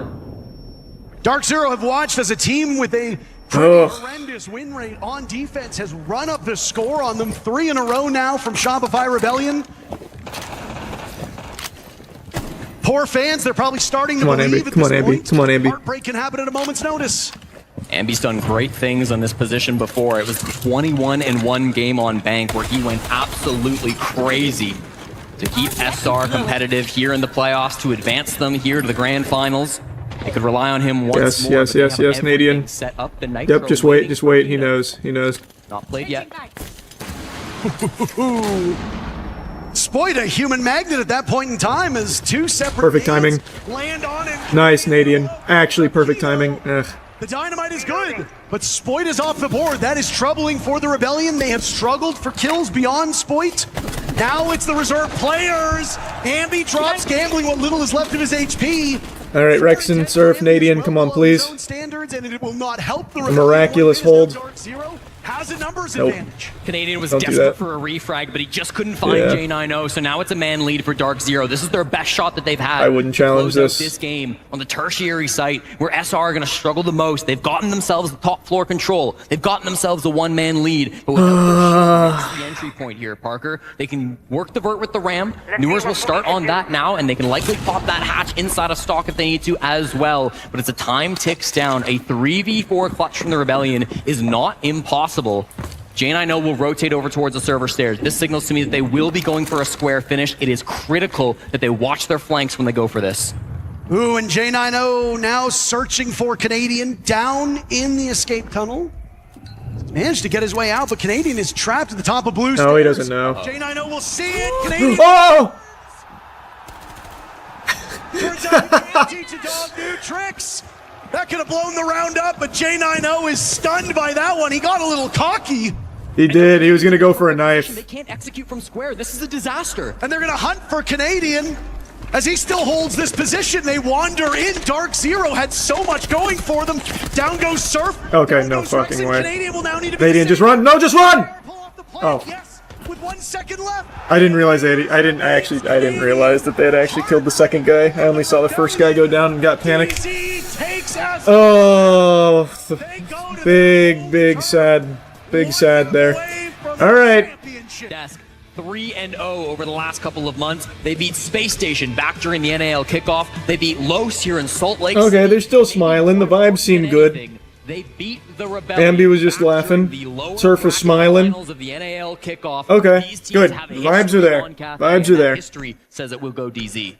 Yeah, I mean, for the So let's get it, let's get it, SRKs, let's get it. likely that Let's pull it banged off. up, But it has been really I want tough them to win for the so bad. fraggers on Shopify Rebellion. I mean, They have gone on a outside of Spoit, there really generational hasn't been a lot of run. life on this team for the last 2 maps. So He said many he needed people a hero. counted them Spoit out. Put on that cape. I Who want doesn't them to here win on it Cafe so Press? bad. I want them I mean, to take you the look to a guy trophy. like Ambi, I think we had a great interview with Mom in the crowd, and she said it, right? Remember who you are. Remember that you're the Rebellion. This team have beaten so many incredible opponents just to get here to the grand finals. They battled their way through the lower bracket in NAL kickoff. They battled their way through phase 1 against so many of these international teams. They made it through Swiss. They made it through G2. They made it through Twisted Minds. And now here against Dark0, they have to remember what they're made of. It can't be a one-hero performance. They tried that on Bank, and it wasn't good enough. More than one person has to step up and be the hero for the Rebellion. It has to be a team effort. And I mean, those 2 players whose names Let's are get it early. for the entirety of that Let's take the lead early. that up to Let's this give them point, nothing. Rebellion have succeeded on Starve Randy them. and Rexon. Rexon has only had 6 kills in the 2 maps that followed. That is far below what we expect of him. Yeah. For Ambi, That number is 8. 8 kills through the next 2 maps. Again, way below. We're used to seeing Ambi drop more than 8 kills a map, Jesse. So things are not going very well here on the All right, come on, boys. Come on, boys. Come on, boys. Come on, boys. We thought might be an Come on, issue boys. for Dark Zero, but frankly has not really materialized. J90 and Co have dominated the Rebellion in terms of kills. If they keep that up, this is their map. We could be done this major championship in no time at all. 4 years ago in Berlin, Spoit faced a very similar situation where he was down 2-1 in a best of 5. That was versus FaZe Clan, and I don't need to remind you how that one went. Rogue were able to win map 4, they won map 5, maximum overtime, 8-7 on the final map. It took everything that they had to be able to win that major so many Drone years this, ago. drone They'll this. have to battle back Fuck. once more to do it here. First fight on the white stairs, it's going to be favoring Faults. We're just pushing blind, damn. I didn't hear a single phone call ring out. That is devastating for the Rebellion to lose that early on. Volt sustaining a little bit of damage. I'm not exactly sure from where. Activating glance. But will still survive for the time being as now Kino goes. There you go, Spoit. There's Spoit on the board. Down goes Newers. Oh, For wow. Spoit to be in and immediately follows up with his second EE1D. Still 1 remains in puck as we hit the halfway point here of round number 1. Jen, I know, still top floor. He doesn't have a good way back. Oh. Fights his way out of it. He's 1 HP, he's 1 HP. Oh, and that's GG. Tough. Spoit will All hit right. the deck, and now these numbers continue to get worse for SR. Yeah. Canadian not getting that kill actually just really cooked that. Him surviving with 1 HP gets 2 more. NJR and That's J90 tough. have That's been just so dynamite tough, together. man. That's You so have tough. said that on almost every single cafe. We've got another good duo moment from them. Yeah. As DZ blanks Rebellion on that one and takes the first round. I mean, we watched Bank together, Parker. That was the battle between J90 and Spoit. Each of them having hero rounds to bring that map as close as it was, but in the end, it was J90 that was the better of the two. Spoit not consistent enough, and it's not a coincidence that this frag right here onto Spoit, after he downs Canadian, it's the real difference maker in this round. He gets a final frag just on the escape down the hatch. Lights out this event. I'm getting scared. Especially in these grand finals. I'm sure you Siege of his are. career. Rebellion need an answer. Busting out the old SpongeBob references. I mean, he's screaming towards an MVP. We're in the dire straits. Yep. It's desperation. Give him MVP of the entire tournament, but I mean, I'm not making that call, so I mean, I don't care. It's not up to me. But J90 also comes from just a lovely family. Had some time to talk to them in Boston. They are wonderful people. They seemingly have raised a great son, and frankly, they've raised a hell of a competitor at this point in time. Yeah, I mean, he was part of that Astralis roster that lost in Charlotte a few years ago when Canadian and NJR became major champions. Finally back in a final, his first one since that major. He's been waiting a long time for this moment. He is Alright, come on boys, come on boys, come on boys. Stay hot, Spoit. Bomb site is reading. Spoit and Surf have been very good. We just need everyone else to start activating. These individual performances again, because anybody can step up at a moment's notice. You don't make it to the grand final. Pulling on the hero play. Kino dives off the top rope. Down goes Surf. He's worried about somebody upstairs. There's no way he's going to contest this again, right? I mean, he's got. Don't do it, don't do it, just don't do it. Shotgun out, jostling around. How does he? Oh, thank God. Alright, there you go, Ambi. Ambi finally brings him down, but that one looked like they might allow him to slip through their fingers. Yeah, must get kill coming through from Ambi. Important that he's able to shut that one down. If Kino gets another or even gets away there, that is a huge blunder. But the Rebellion don't falter. Still lots of players here on the top floor. Ambi. Come on, gonna enter Ambi. in through the bottom, actually. He's going to work his way up these red stairs. There's a couple of players nearby. He's got to be worried about faults. He's on the other side of a soft wall. They don't necessarily know he's here, but one logic bomb could change all of that. Here it comes. Very well timed. Ambi was not able to do anything with it. There you go, Spoit. Back in that very first round, Spoit will now take down Good kill. Newers. Good pick. SSR march over towards the adjoining part of this map, looking to get to the bomb site. It's not over in mining, though. So while they might have that pivotal control, they still need to translate that to dining room and reading, and with just a little bit over a minute to go, they've got a numbers advantage. They're in all right shape. And they still don't know where Faults is, though, Parker. That's my big concern. Despite the logic bomb being played right on the other side of that wall, Faults Just fucking shoot this off wall. No, they do not know he's here. They Take some suspect it. strats out of my playbook where I just shoot anything soft. Captain's position. Fuck. Shit! Still one logic bomb though, so they might be able to get his whereabouts pinned down as he sits next to a soft wall. There's a DMR on the other side of that too. You know how much damage. Oh man, Ambi. Ambi outdueled by J90. That will throw a spanner in the works for this rebellion execute, and there's Bolt compelled to action. Yeah, we just never Down found goes him. Canadian sidearm out, and he finds. All right, well. Spoit the intended target. Fultz, no expression on his face. Ice in the veins. I don't know what's happening to us here. I don't know why Ambi does that and then it instantly goes in before the gun's even ready. I don't know. Seems like an unnecessary risk to take. Just under that hatch, was sitting inside a pillar for almost 2 full minutes. Never was it droned out, never was it found by the logic bomb, and when that moment is required of him, he finds the frags. Starts off with an aggressive move from Kino. This goes 1 for 1, but right off the ooh. this push for what SR wanted to go for. I liked their recovery. It's a great shot from Spoit inside mining. Jay and I know, of course, he's good for 1, but false. The real MVP. The fact that he finds not 1, not 2, but 3 frags from this position inside a pillar is absolutely disgusting. 2-0 now. All right. It's oof. A profound impact on these games, Jesse, and a big one was. We are indeed getting mogged. Take your gun and maybe stick it a little bit farther away from your face, right? Because the CZ75. Rexon has just been fully shut down. To aim with it. Rexon and Ambi. I'm really confused on what's been going on with Ambi. He's just not playing like himself in the last couple maps. Play close quarters, as we saw a couple players do on. I don't know. I think he's getting a little tilted. Is now a viable option. And I don't just mean like losing fights, but he's just running in kind of recklessly. So much work.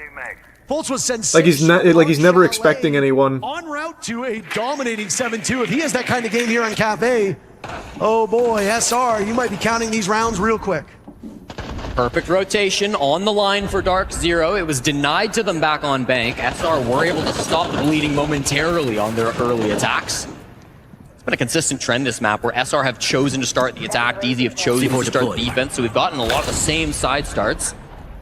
Nitro from Newers will miss and give his position away, but this is down on the site, Parker. This is going to be a slow round coming through.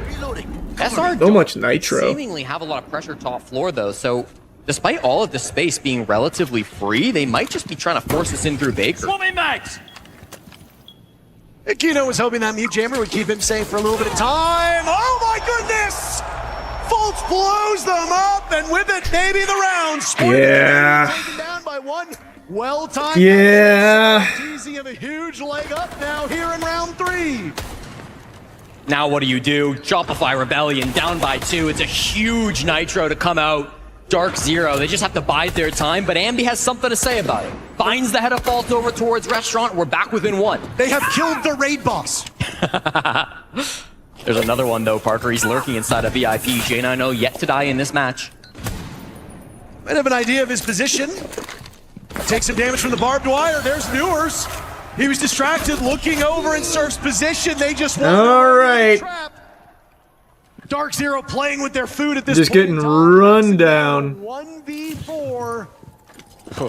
I think we know where he's going. This will be a timeout. So Rexon will go upstairs, sit and wait. Dark Zero will win the round, and there is still a minute to go. All right. It's really out of control. I don't even know what you discuss at this point in time. What has Super not said? On Chalet, on Bank, now on Cafe. What more can he say to this team? Well, he's not saying anything. What's he doing? Well, you can't. You literally can't win this here. So they're just taking this as a free timeout. There is literally nothing Rexon can do on this site 1v4. So he's just using it as a timeout. To the fullest extent that they needed, but they did start. So that way they can talk through and maybe come up with a different game plan. We are not at that point yet. It's 2-0, it's about to be 3-0 on Cafe. It is not a game over situation, but with how good DZ have been playing, with Faults racking kill after kill, finding unique and creative ways to get those kills, with J90 still having a flawless game so far, and with everyone on DZ working together, you have to be perfect. I just think you need to just put Nadian back on a shield up and just try and shove it down their throat. Next step are the operator bans, and I mean we can't play slow against them. I don't know why we keep trying. We cannot play slow against them. We don't win that. We haven't won that. Over for Shopify Rebellion. Just stick Nadian on shield and just try and run it at them. Blank stares. And frankly, for good reason. It has been a slog here for SR over the last 2 maps. The hope was that after you got demolished over on Chalet that you'd be able to fix it. Maybe the timeout here will do. I want us to be clearing every round. Avoid the lurk. Like, we can play Snowside, but they're literally camping it and they're farming us on that. And we're trying to force them and we're getting punished solo for that, okay? Guys, play into our game. Fucking clear these guys every round, okay? For C1, they're only running a Rooney. We can clear that guy if we want to. We have the option to clear that. The C1 fast, it can work too. Yeah, we can clear. Listen to me. We need to make sure we're checking for thorn traps, like repelling in heaven if we want to. We don't even have to do that. We can just go for that kill. But guys, stop forcing shit solo. Let's just clear and play together. All right? These last 3 rounds here, every fucking round, everything you got. Make plays to win the fucking game, guys. Come on. We have the BB, we have the Glaz. I think all that really nade spam, bro. Like, Hunger, who the fuck you said to us? We just nade spam the corners. Like, that is the most firm I have heard from a super tac timeout in a very long time. Some frustration starting to build on the side of the Rebellion, but the message is clear. They have to be playing together. They have to be clearing these angles. They can't keep trying to force individual plays because Dark0, they're winning those over and over again. Yeah. That's true, they are. We are not winning our individual plays. We're losing our gunfights 1v1. They talk to Super again. We got a timeout, of course, after round 6 as well, but Shopify Rebellion, that might be too little too late. Yeah, I mean, you got yourself in quite a hole. We liked the turnaround that we started to see on Bank, but it was too little too late. Now it's DZ running up the score on you here, and I mean, what more is there to say?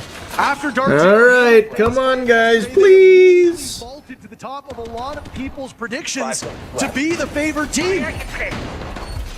Granted, you only had 2 options. But if you take down the world champions, you've been the Kingslayers. For good reason, they think you're going to succeed. This would be legendary if we can pull this off. And the depth that this team has is just, it's suffocating. DZ have had a rough couple of years. The fans in the audience will know it better than anyone. They have been struggling over the last 2 years, but this rebuild. There we go, Nadine on a shield op, good. They have dominated this tournament so far. Now after the tac timeout, they can really put their foot down, stop any momentum being built by SR. This is a critical round. If DZ can win this one, if they can win mining and dining for a second time, close the door on SR, stop their hopes from coming alive here in this first half of Cafe, Parker, I think that might be good enough for a trophy. Completely agreed with you. So, what happens in the next 2 minutes here? Rebellion averaging less than 2 kills a round, and it's not going to be a good start. Kino destroys that Nitro. And we just lost Spoit. There goes Hey, see, we're losing every fight. I mean, that's GG. I don't think there's any way we bounce back. But I don't know what happened. We can't win any of our fights now. Dark0 dominant from top to bottom. 4-0 now in the most confident, inspiring round we have seen all day long. Shopify Rebellion looks stunned. Yeah. Alright, I mean, it was still an incredible run. Even just getting here was really impressive. DZ looked stunned after that. Would have liked to have seen it go differently, but DZ's just played so well this whole tourney. They did the same shit to FaZe yesterday. They're just playing super fucking well. We looked incredibly good map 1. I thought we really had it, but it is what it is, man. DZ's just too good. They're too good. These players down. They're hitting insane shots round after round after round, and the Rebellion don't have an answer. The most amazing thing about the last 4 rounds, it's been both Kino and Fultz striking first. Those are not the guys that usually lead off. Let's see if we can get on the board. And yet they've been doing that. They've left NJR and Newers in reserves. NJR is 1 kill and 1 death. He's having the easiest map of his life. NJR's sitting there, reading the news, smoking a cigar. You guys got this, don't worry. J90 yet to die. How often are we going to bang this drum? Dark0 are looking indomitable. NJR entered this series as the top frag player for DZ, entered with 113 kills. Only he and Newers had broken triple digits before this series, but Dark0, One of the most all right. deep teams in the world. There we go. That's a little more characteristic of Ambi. 7-2 now after his early death in this round, but they need more than that. It's a hell of an angle from Ambi to get the kill over towards Fireplace. Ambi reunited with an R4C.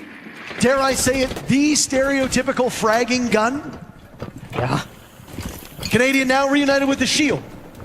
As he will march his way over towards Piano, Jack having to survey all of the windows. J90 sees Canadian, the call will be made. Yep, here comes the Nitro. Piano hoping to buy as much time as possible. Canadian in the bathroom already, and there goes the shield break. J90 struggling, Sploit goes down to the hands of Newers, and now Canadian will try again. So close. Worried about the skylight, Rexon falls. Canadian having to unsheath his shield. His hands full right now. Nice, there you go, Surf. Alright, 3v3, Surf. There you go, Surf. Surf will find another on Nakino. Dark Zero reduced to 2. We hear him, we hear him, we hear him. On this map, and they are still in a position where they can win, but they have to deal with the shield of Canadian. On half HP as he's chased off by NJR. This duel still over on White Stairs. Here comes Surf for the assist. He's a bit solo for a long time. Finally, Surf comes to help out his captain through the feet. Canadian gets down to just 1 HP on a sliver of health. Surf has to hit this shot. There you go, Surf. Very good trust. And now it's Newers in a 1v3. Newers has clutched before, and with that DMR, he can do some major damage. He finds the head of Surf. The F2 is a great gun. He needs to be very careful about lining himself up in this position. Canadian nice. There's Ambi for insurance. Nice. Rebellion showing signs of life. All right, let's see if we can get another one in there. Let's see if we can get another one in there. Comes on Canadian on Monty. I'm shocked I'm saying this, but through 4 maps, that is only the second time Canadian has picked Monty in this best of 5 series, and it's not like we've been seeing it banned every single map. Round 1 of map 2 was the only other time that we saw Troy stick the mountain, stick the shield. He's played a little bit of blitz, but otherwise it's not been a very shield-focused strategy from SR. They've played a lot of attacking rounds, starting on attack so often in this best of 5, but ultimately, when they finally need him, they rely on the shield, they start setting up these picks. Surf the best round tournament he's had so far, the best round of these 5. Let's get a big comeback, huh? They need a little bit more of that. Let's get this next one. And then maybe we plant our feet very, very firmly on defense. It has not been an easy road to the finals for the Rebellion. All of their victories hard-earned. Their defeats often heartbreaking. 10 seconds to go. But they are the second best team at worst at this event. 5 seconds left before insertion. Reloading. Razor wire off. Swapping mag. Nobody enters the grand finals wanting to say, yeah, well, we were second best. Everybody is fighting for that trophy on the stage. Some of these players looking for the first taste of a major victory. For others, they're looking to repeat success they found some long ago, some very recent if you're Kino. Final round of the first half. 30 seconds in, Dark Zero with a lead that could yet become insurmountable if they take this fateful 6th I thought he was going to try and peek that there. That was going to be scary. So far in the wedding window, forces Surf back just a bit. Wasted one of those nades, but the window remains relatively shut. They've got a couple angles, but that's okay. Last time we went to this bomb site, SR went for a very direct take. They were just kind of trying to flood in through restaurant, flood in through bakery. They didn't take top floor control. They brought Ambi on the sledge this time, so you might think, okay, they are going to go for top down, but that's not where their current positions suggest. It's probably going to be Ambi alone late in this round, trying to take control of mining, take control of train. And if Newer is existing up here, that could be a huge problem, but he army crawls his way away and stays alive. It's okay. The Bravo drone's not a trade I would make, Jesse, but of course I'm not. Oh, he's so low. Gets them both. He's so fucking low. More damage was done to Newers now as he scampered off of his position. You see him, you see him. Oh, close. Kino's attention elsewhere. Good read by Ambi from above. Kino has oh my god, and he got nitroed for it. They're trying to hunt oh, that just saved us. Thank you, Surf. Shopify Rebellion having a much better 6th round, but they've just lost their numbers advantage. Fultz coming in for the assist. Down goes Rexon. Canadian trapped in the corner. Uh-oh. Surf is the last man standing. Dark Zero wanting to finish this one off. As Surf takes down Newers and will now have to head back towards the main bakery door with... We had 2 chances there. We did have 2 chances. Surf's been one of the most clutch players for the Rebellion ever since he joined this roster, Parker. He's got full 60 seconds to work with. They're all in his line of sight. But he can't even find one frag. We had 2 big chances there. We just cooled off. 5-1 in our first half. I think that Chalet map 2 kind of busted our brains a little bit. Do the Solus first, Pulse second where we do this? Well, this would have to be a Biggest thing perfect I do, defense. like, last time we played season on Cafe, we were in like the exact same position. This was like what, over 2 stages ago. We got up like 6 over 5-1. They just started playing like absolute buffoons. So like be aware that, especially when we're going towards the window side on these bases. Yeah. Just lean into like full anti-cheese a little bit early. Take this first round pretty slow here to kind of feel out what they're actually doing. And then the biggest thing, Phil, is like Junior was saying, just fundamentally sound. That's all we got to do. Stay fundamentally sound. We don't have to do anything crazy, nothing special, simple and fundamental, and that is it. And just be aware of the fucking buffoonery. Yeah. We I'm already know, literally like, bagging. it's gonna be like probably like the fast layers too. If it's not the hard nose aggression, it's gonna be fast layers into like bunkers. Yeah, and if it is, then we're already in a good position because we banned the pulse, so it's gonna be a lot easier to actually execute off that. It's gonna take a miracle. It's gonna take a miracle. Maybe some echo work, like with flanks. Oh, damn. Just start bringing out the IQ again. Quite frankly, we don't even need to force it in the beginning, but just be aware of it. Yeah. Heard all the prep Plan is still on that, like, so he's going to do it at the same time. When they did that, Newers walked down Brown. Ram was just playing the mining vert. Fultz just dropped the bomb with the sense. He can also go white and try to sense that off and like run across. And if they do that, the glass might go elsewhere if they have it. Second time, they did the exact same thing, except Kino went Monty, and he just pushed Whitehall with the Monty, okay? So, big thing here is both times for that, when they cleared, they did try to push that Whitehall to distract the VIP player. We need to make sure that in the pass against us for that bake, remember they've obviously ran Nomad, so if there's Nomads, make sure that we're in a position where we can actually help to start your superstition rituals. I already did. I did all my superstition. Here, I'll change this though. I'll take this out. Pressuring, like holding white. It was there yesterday, but let's take it out and see what changes. Yeah.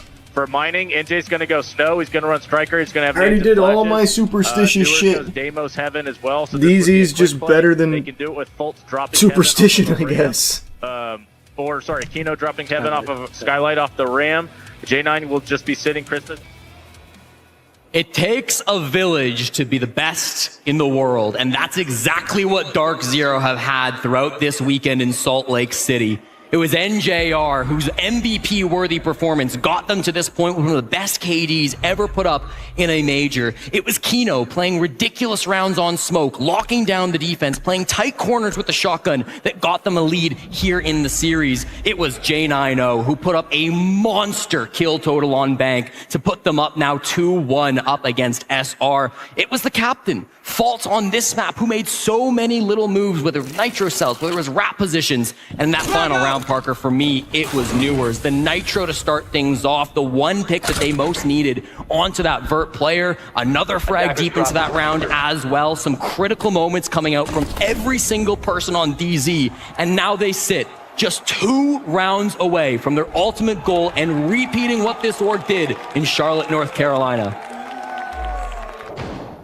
An incredible run from both of these teams. Shopify Rebellion have really ran the gauntlet. We need nice perfection.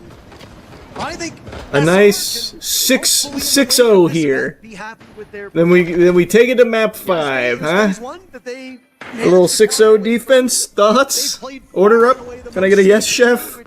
Does overexpose their map pool a little bit. For sure.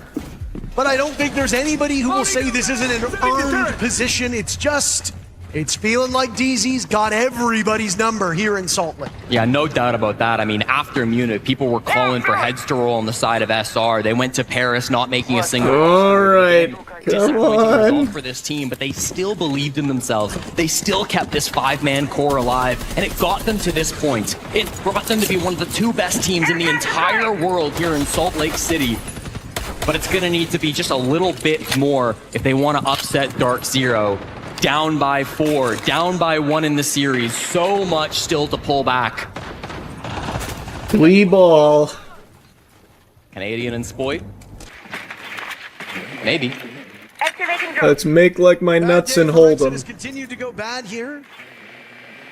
They managed to catch that yokai drone. The Canadian popped through the hatch, but there's still information as to how many people are up there. Very beneficial for this DZ team as they now will presumably have the easier side. That's something we haven't talked about an awful lot here. Dark0 can easily ride this one out if the numbers are any indication. Nice. Rexon and Kino will get traded back and forth. Rexon still without a kill. Fultz burning alive with what I imagine is his... There you go, Canadian. Way to pick that up. Oh, they traded it again. Fuck. Canadian still surviving in this position. Now it's... Oh, Surf. Dirty. Rebellion with a numbers advantage, and Surf has to go to all chat to let him know how he feels. Halfway point of the round, and Rebellion are in pretty good shape. You heard him, you heard him, you heard him. That a boy. See, now that's more like... That is much more like Ambi. That is so much more like Ambi right there. Much better. It's just as daunting as it was on Bank. The comeback almost real on the previous map. Will they be able to pull it off this time? Rebellion are really hoping that that round kickstarts some offense. Well, they start to get aggressive in that round, Parker. They start to get a little scrappy. Never afraid of DZ early on those entries. That's what you want from a team that's down now 5-1, turned 5-2. Here in the grand finals of a major, they make some really aggro moves. They never sit still. Despite some good early pressure from guys like J90, it's really these window positions that are punishing them. When the players are inside the building, it is some nasty shots from the Rebellion that are giving them the edge. Surf was required to hit some great shots back on the attack when he was pushing with Canadian on the Monty. Ambi really required to hit some crazy... Very good. Very good. We keep playing like that. There's still hope. There's still a chance. Still potentially to be played. Bomb located by attackers. Jesse, you say yourself, there's always two halves to a game of Siege. Rebellion will get to defend Cafe. It is a tricky map for them. DZ are quite dominant on both sides of this map, so again, for DZ fans, if you are a little worried about giving a small opportunity for the Rebellion, rest on the results that your team has amassed on this map, because if you do rest on that, there is a more than greater likelihood that they will be able to win at minimum 2 rounds, and really that's all they need to do. Yeah. If a 4-2 half is what SR accomplishes, they lose the championship. You need to do exactly what Dark0 did to you, a 5-1 half. There is very little room for error. Let's just play perfect. Let's just stay doing what we just did in that last one. I want more of that. I'm ordering that off the menu. Reset multiple times throughout this series. They have gotten off to an early lead, and then SR have threatened a comeback, but never have they really been able to pull it off. The threat comes once again now as they win their first round on the defense. Mining and dining is their second choice for a bomb site. Dark0 bringing a lot of good tools to shut this down. They got J90 for the vert play once they take top control. They've got Newers trying to force these players out of these power positions. And it'll work. Dark0, they force SR back. They started to give up some of these positions on the top floor. Really just Spoit and Rexon that remain. Nice, the drone got them all dizzy. The drone fucking spooked him. Good work. Now Rexon will take a position nearby on the top floor. Sitting on a mute jammer should any drones come his way. No real intel for Dark0. Down goes Rexon though. Newers takes care of him quite easily. Surf is still in this spot and the Bees will go. He dances around the Nitro cell. DZ will find the Claymore. Desperate run out, yeah, and suddenly they covered the run out. With a 2-man lead. Newers has been great so far. It's a Claymore kill for the second. Now in a 3v5. Dark0 will need to be able to close in on these last couple players. Spoit was the hero on Bank that completed the comeback, that got them halfway there.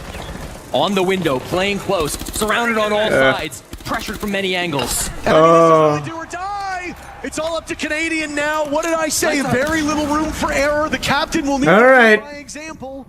Well, 50 damage has been done to Dark0. Oh my days. Canadian knowing what awaits him inside the site as Dark0 looks to sink their teeth into him. He's got They're gonna knife him. Oh, I thought they were just gonna go in and knife. Dark0 moves to championship. Hey man, it is what it is. It's gonna be as close to impossible as it gets here, but that's all right, man. It was a great run from the squad. In Montreal in the very first year, we got the first ever All-American final, and it was Canadian who came out on top playing. First time in grand finals for Hammer in CG Sports history. good chunk there. Not a bad run. Another All-North American final, and once again, it was Canadian on top that led Dark0 to a championship, winning the first ever major for North It's 2-1 DZ, so this is the last bit. If they get this last round, it's over. They must be perfect through 4 straight defending on Cathay. Then they've got to win overtime. Then they've got to win map 5. The objective is so long for Canadian, but he's done it before. 6-2 now to DZ. This team looks unbeatable at the moment. Yeah, I mean, there's no real weaknesses here. Again, history is repeating itself for a third time. Dark0 is holding down this rebellion, picking them apart round by round, player by player. All right. DZ is not letting off the gas at all. They have this rebellion team on the ropes, and they are hoping to deliver the knockout blow here on Cathay. If not this round, maybe the next. But there are 4 opportunities for DZ to cement themselves and win yet another trophy in America. One round at a time. That's got to be the motto for both these teams. Sometimes the pressure is greatest when you're in the lead, and a 6-2 advantage. It doesn't get easier. Here comes the utility from Dark0. This is once more going to be a bit of a two-sided attack. They've got players up above with J9O on the ram, but they've also got horizontal pressure. Let's see if we can get a little pick here. See if we can get a little something.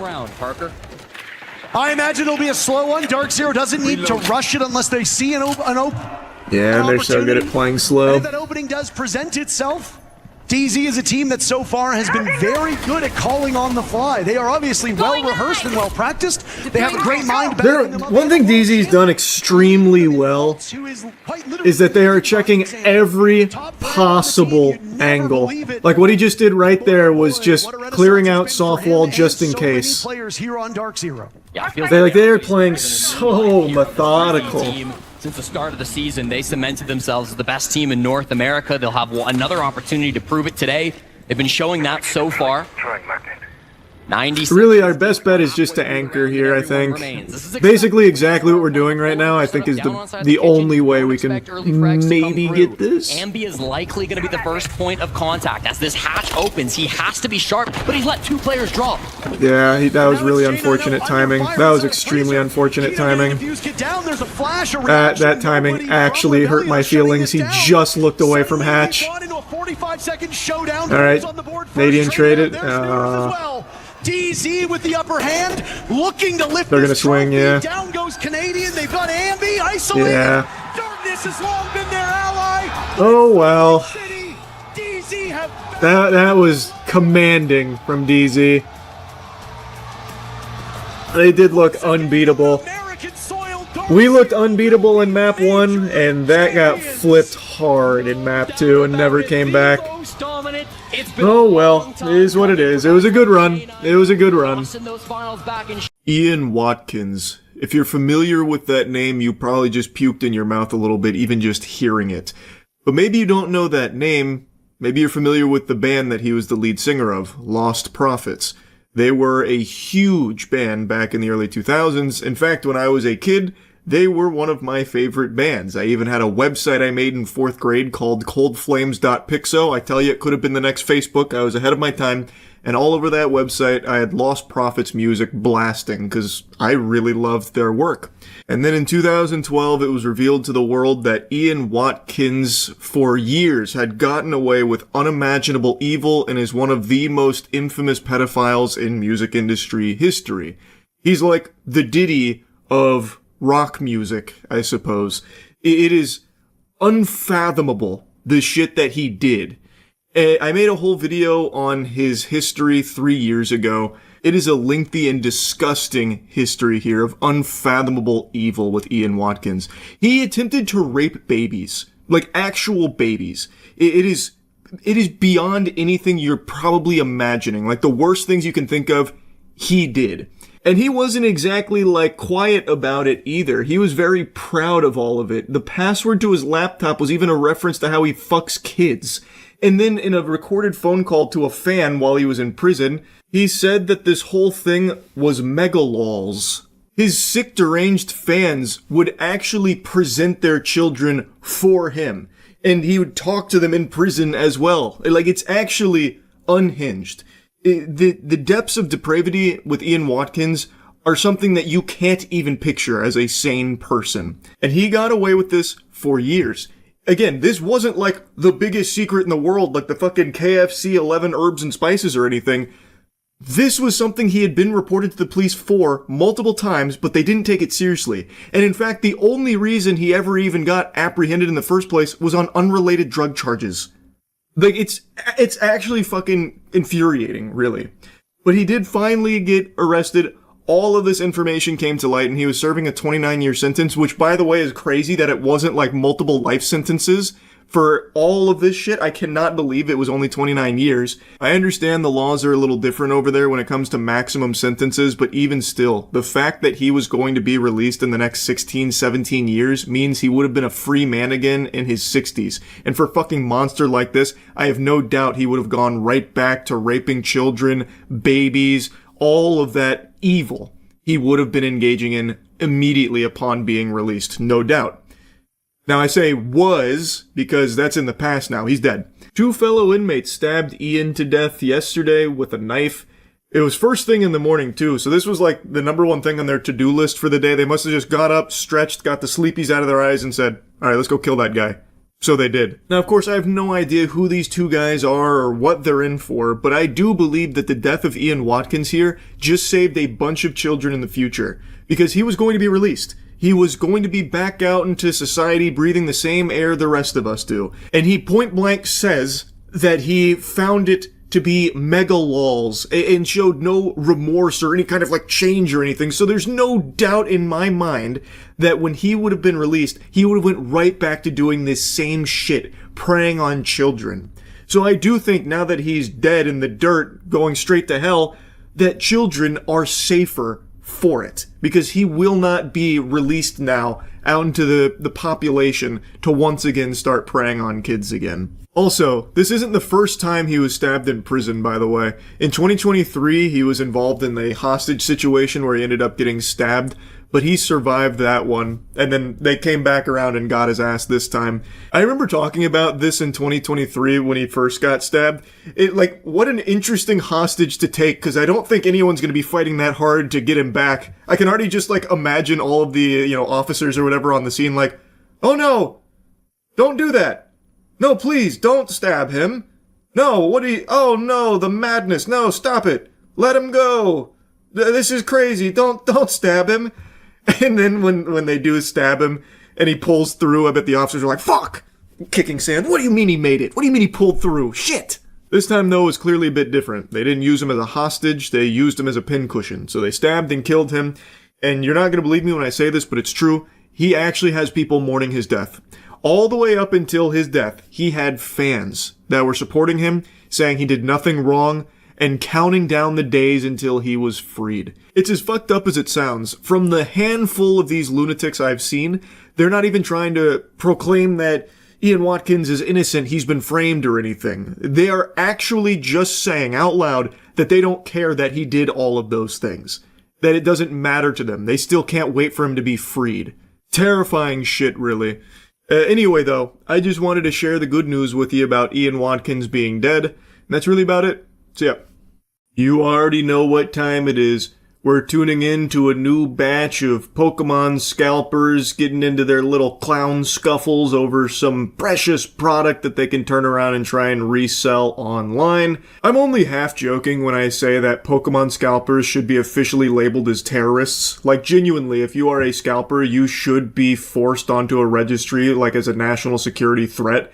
Because these are just violent degenerates. We already saw a young woman who was murdered in Chile for her Pokemon cards because they wanted to get their grubby little paws on her product so they could turn around and resell it. We saw someone recently shot here in America over a disagreement in the Pokemon vending machine line. We've seen oodles of fights that are showing no signs of slowing down. Yeah, get the fuck out of here, homie. I'm gonna crack you, homie. I don't give a fuck. What you gonna do? What you gonna do? We gonna fight. I don't fight. You don't fight. What you gonna do? What? You don't fight, huh? Why you touch me? Why you touch me? Hits him with the pepper spray and then boot scooting boogies out of there as quickly as possible with his one box there. It was all worth it, baby. So here's two scalpers throwing down the old clown fiesta, which has become commonplace at Pokemon vending machines or really anywhere that sells Pokemon product at this point. As I've said numerous times, it becomes a PvP-enabled zone, and people throw out all logic and reason, and they just start throwing knuckle sandwiches at each other. In this case, he brought out the pepper spray, so he just pepper sprayed this man and then ran away from him. These fucking losers will fight and fuck their way to one box of Pokemon product just to make like $5 off it online. There is no more pathetic existence than being someone like this. Guys, stop! Hey! Break it up. So here's an interesting one. So apparently the construction workers ganked this guy over a disagreement about Pokemon product in the store because the construction workers had apparently been very disrespectful to a child who had showed up for this product, allegedly. I don't think any children actually ever even get a chance to go to the Pokemon card aisle because it's like walking into Salty Spittoon. You gotta go through like the greasiest fucking gauntlet of goobers imaginable. Plus these loveless, lifeless, worthless piles of shit clear out the entire aisle within the first 10 minutes of the store even being open, so there's not even morsels left for children. But I guess in a very rare instance here, there was. Probably perfect order because scalpers are now just leaving perfect order because they can't resell it as effectively as previous sets. So maybe that's what it was, but the construction workers didn't get the memo that it's not the hot product to scalp anymore. Apparently there was a kid that was looking to get product. These assholes were being rude about it or something. So then this guy stepped in the middle of it, and then the construction workers tried to lay a beat down. You can see that one, like, elderly gentleman, the fucking octogenarian's, like, climbing on the guy's back, throwing sucker punches. He looks like a squirrel that's trying to get his licks in. And then we have another angle of this scuffle, and I swear to God, that old guy is throwing his punches in slow motion. It's like he's lagging. I'm watching a punch thrown at 4 FPS. Break it up. Break it up. Come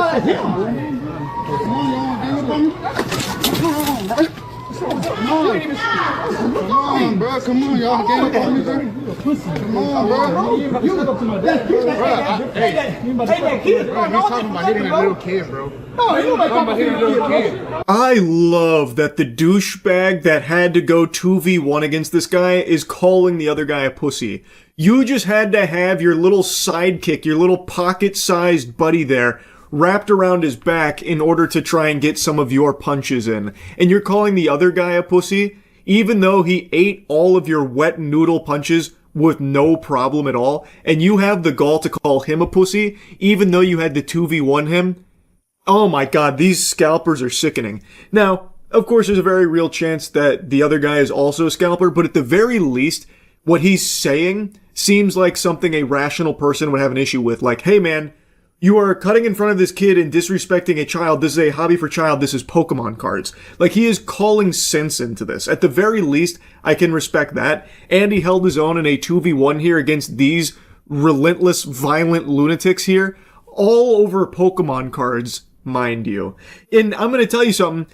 Those 3 dudes, there's 3, but only 2 of them got involved in the fight. The other one was in the cuck chair. Those 3 dudes, I'm gonna tell you, probably aren't collectors. And they probably don't play the card game either. I don't think they're avid Pokemon TCG enthusiasts. I have a hunch that they might just be scalpers and they're here on their lunch break, so they decided to scoot on in and try and get some product to maybe make a couple of fucking doubloons after work, selling it to a local card shop for an extra $1. Like, it's just so pathetic. I went back and double-checked seeing if there was any more lore and context I could give of what led up to this. Apparently, it wasn't just, like, being rude to the kid or, like, cutting in front of him. They apparently threatened to slap a child at the Pokemon aisle for this product. Bro, that's a kid. It's Pokemon. No, bro. Come on, meet me outside, bro. Meet me outside. Come on. Wait for me outside. Wait for y'all grab me. Wait for me outside. Ain't nobody grab me, bro. You acting for nothing, bro. Bro, I will go beat the shit out of you, bro. I will beat the fuck out of you, bro. Come on, bro. Come on. I'm telling you, bro. I will beat the fuck out of you, bro. Yeah, I don't think you would, though. You and Grandpa just 2v1 this guy and couldn't do it. So I feel like one-on-one would be even worse for you. You tried to tag team this guy and still couldn't beat his ass or anything like that. I don't know why you're talking so tough when you look like such a bitch here.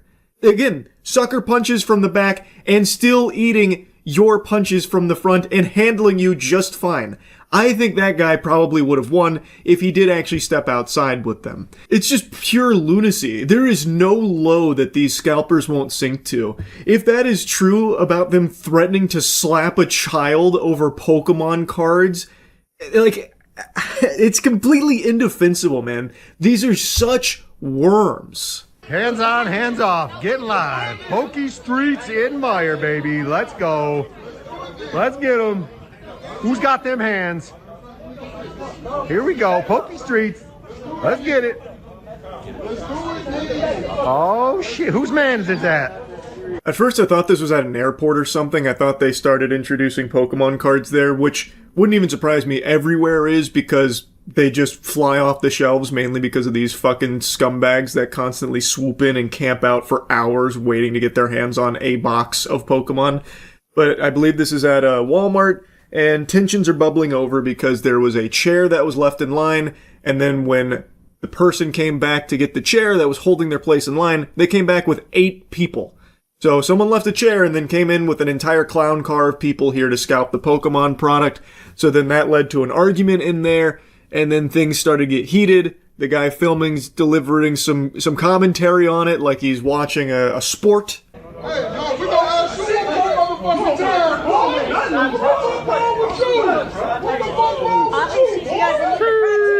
Get live. Fucking let him know. He's got a crutch. That ain't fair. Man, Pokemon cards, you all are wildin'. He's pulling up, bro. Don't count him off the fight. He's pulling up.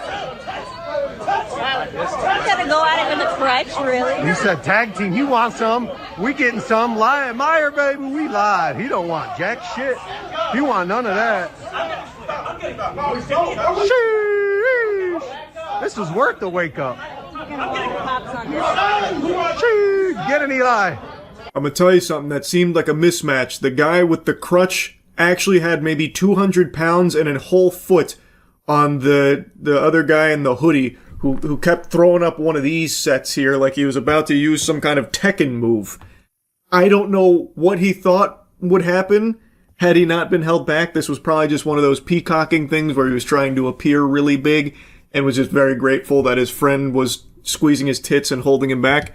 Because had he been unleashed there, I think the guy with the crutches would have actually just fucking dismantled him. And when that guy lifted the crutch over his head, I thought we were about to see some Looney Tunes type shit where he bonks him on the head and he starts seeing stars and all of that.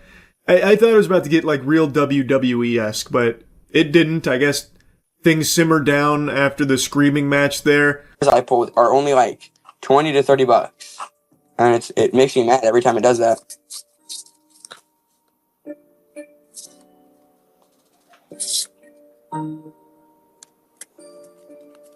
Hold on 1 second. Oh, I'm getting a notification. Hold on 1 second. 1 second, guys. Getting a notification. Here's a little bonus I wanted to slip in here because this clip blew up. This is a whatnot scammer. This guy is Clayton's Cards, and Clayton hatched a nefarious scheme. So this is a rip and ship. For those that don't know what that is, you pay the streamer to open packs for you and you get the pulls from it. So someone is paid for this pack and Clayton is going through the pack and then he happens to catch a glimpse of the hit at the back. You can see that there is a foil in the back, potentially a really big chase card. And Clayton notices this and the world stands still. Time ceases to exist. And he starts to cook a little bit. He starts to activate some neurons, and he decides, you know what? I want it. I can't do this. So he does something where he says he's getting notifications, and he pulls the entire thing off screen, and he swaps out the card. This is a bait and switch. It's a pretty standard scam, but usually they're not as blatantly obvious as this.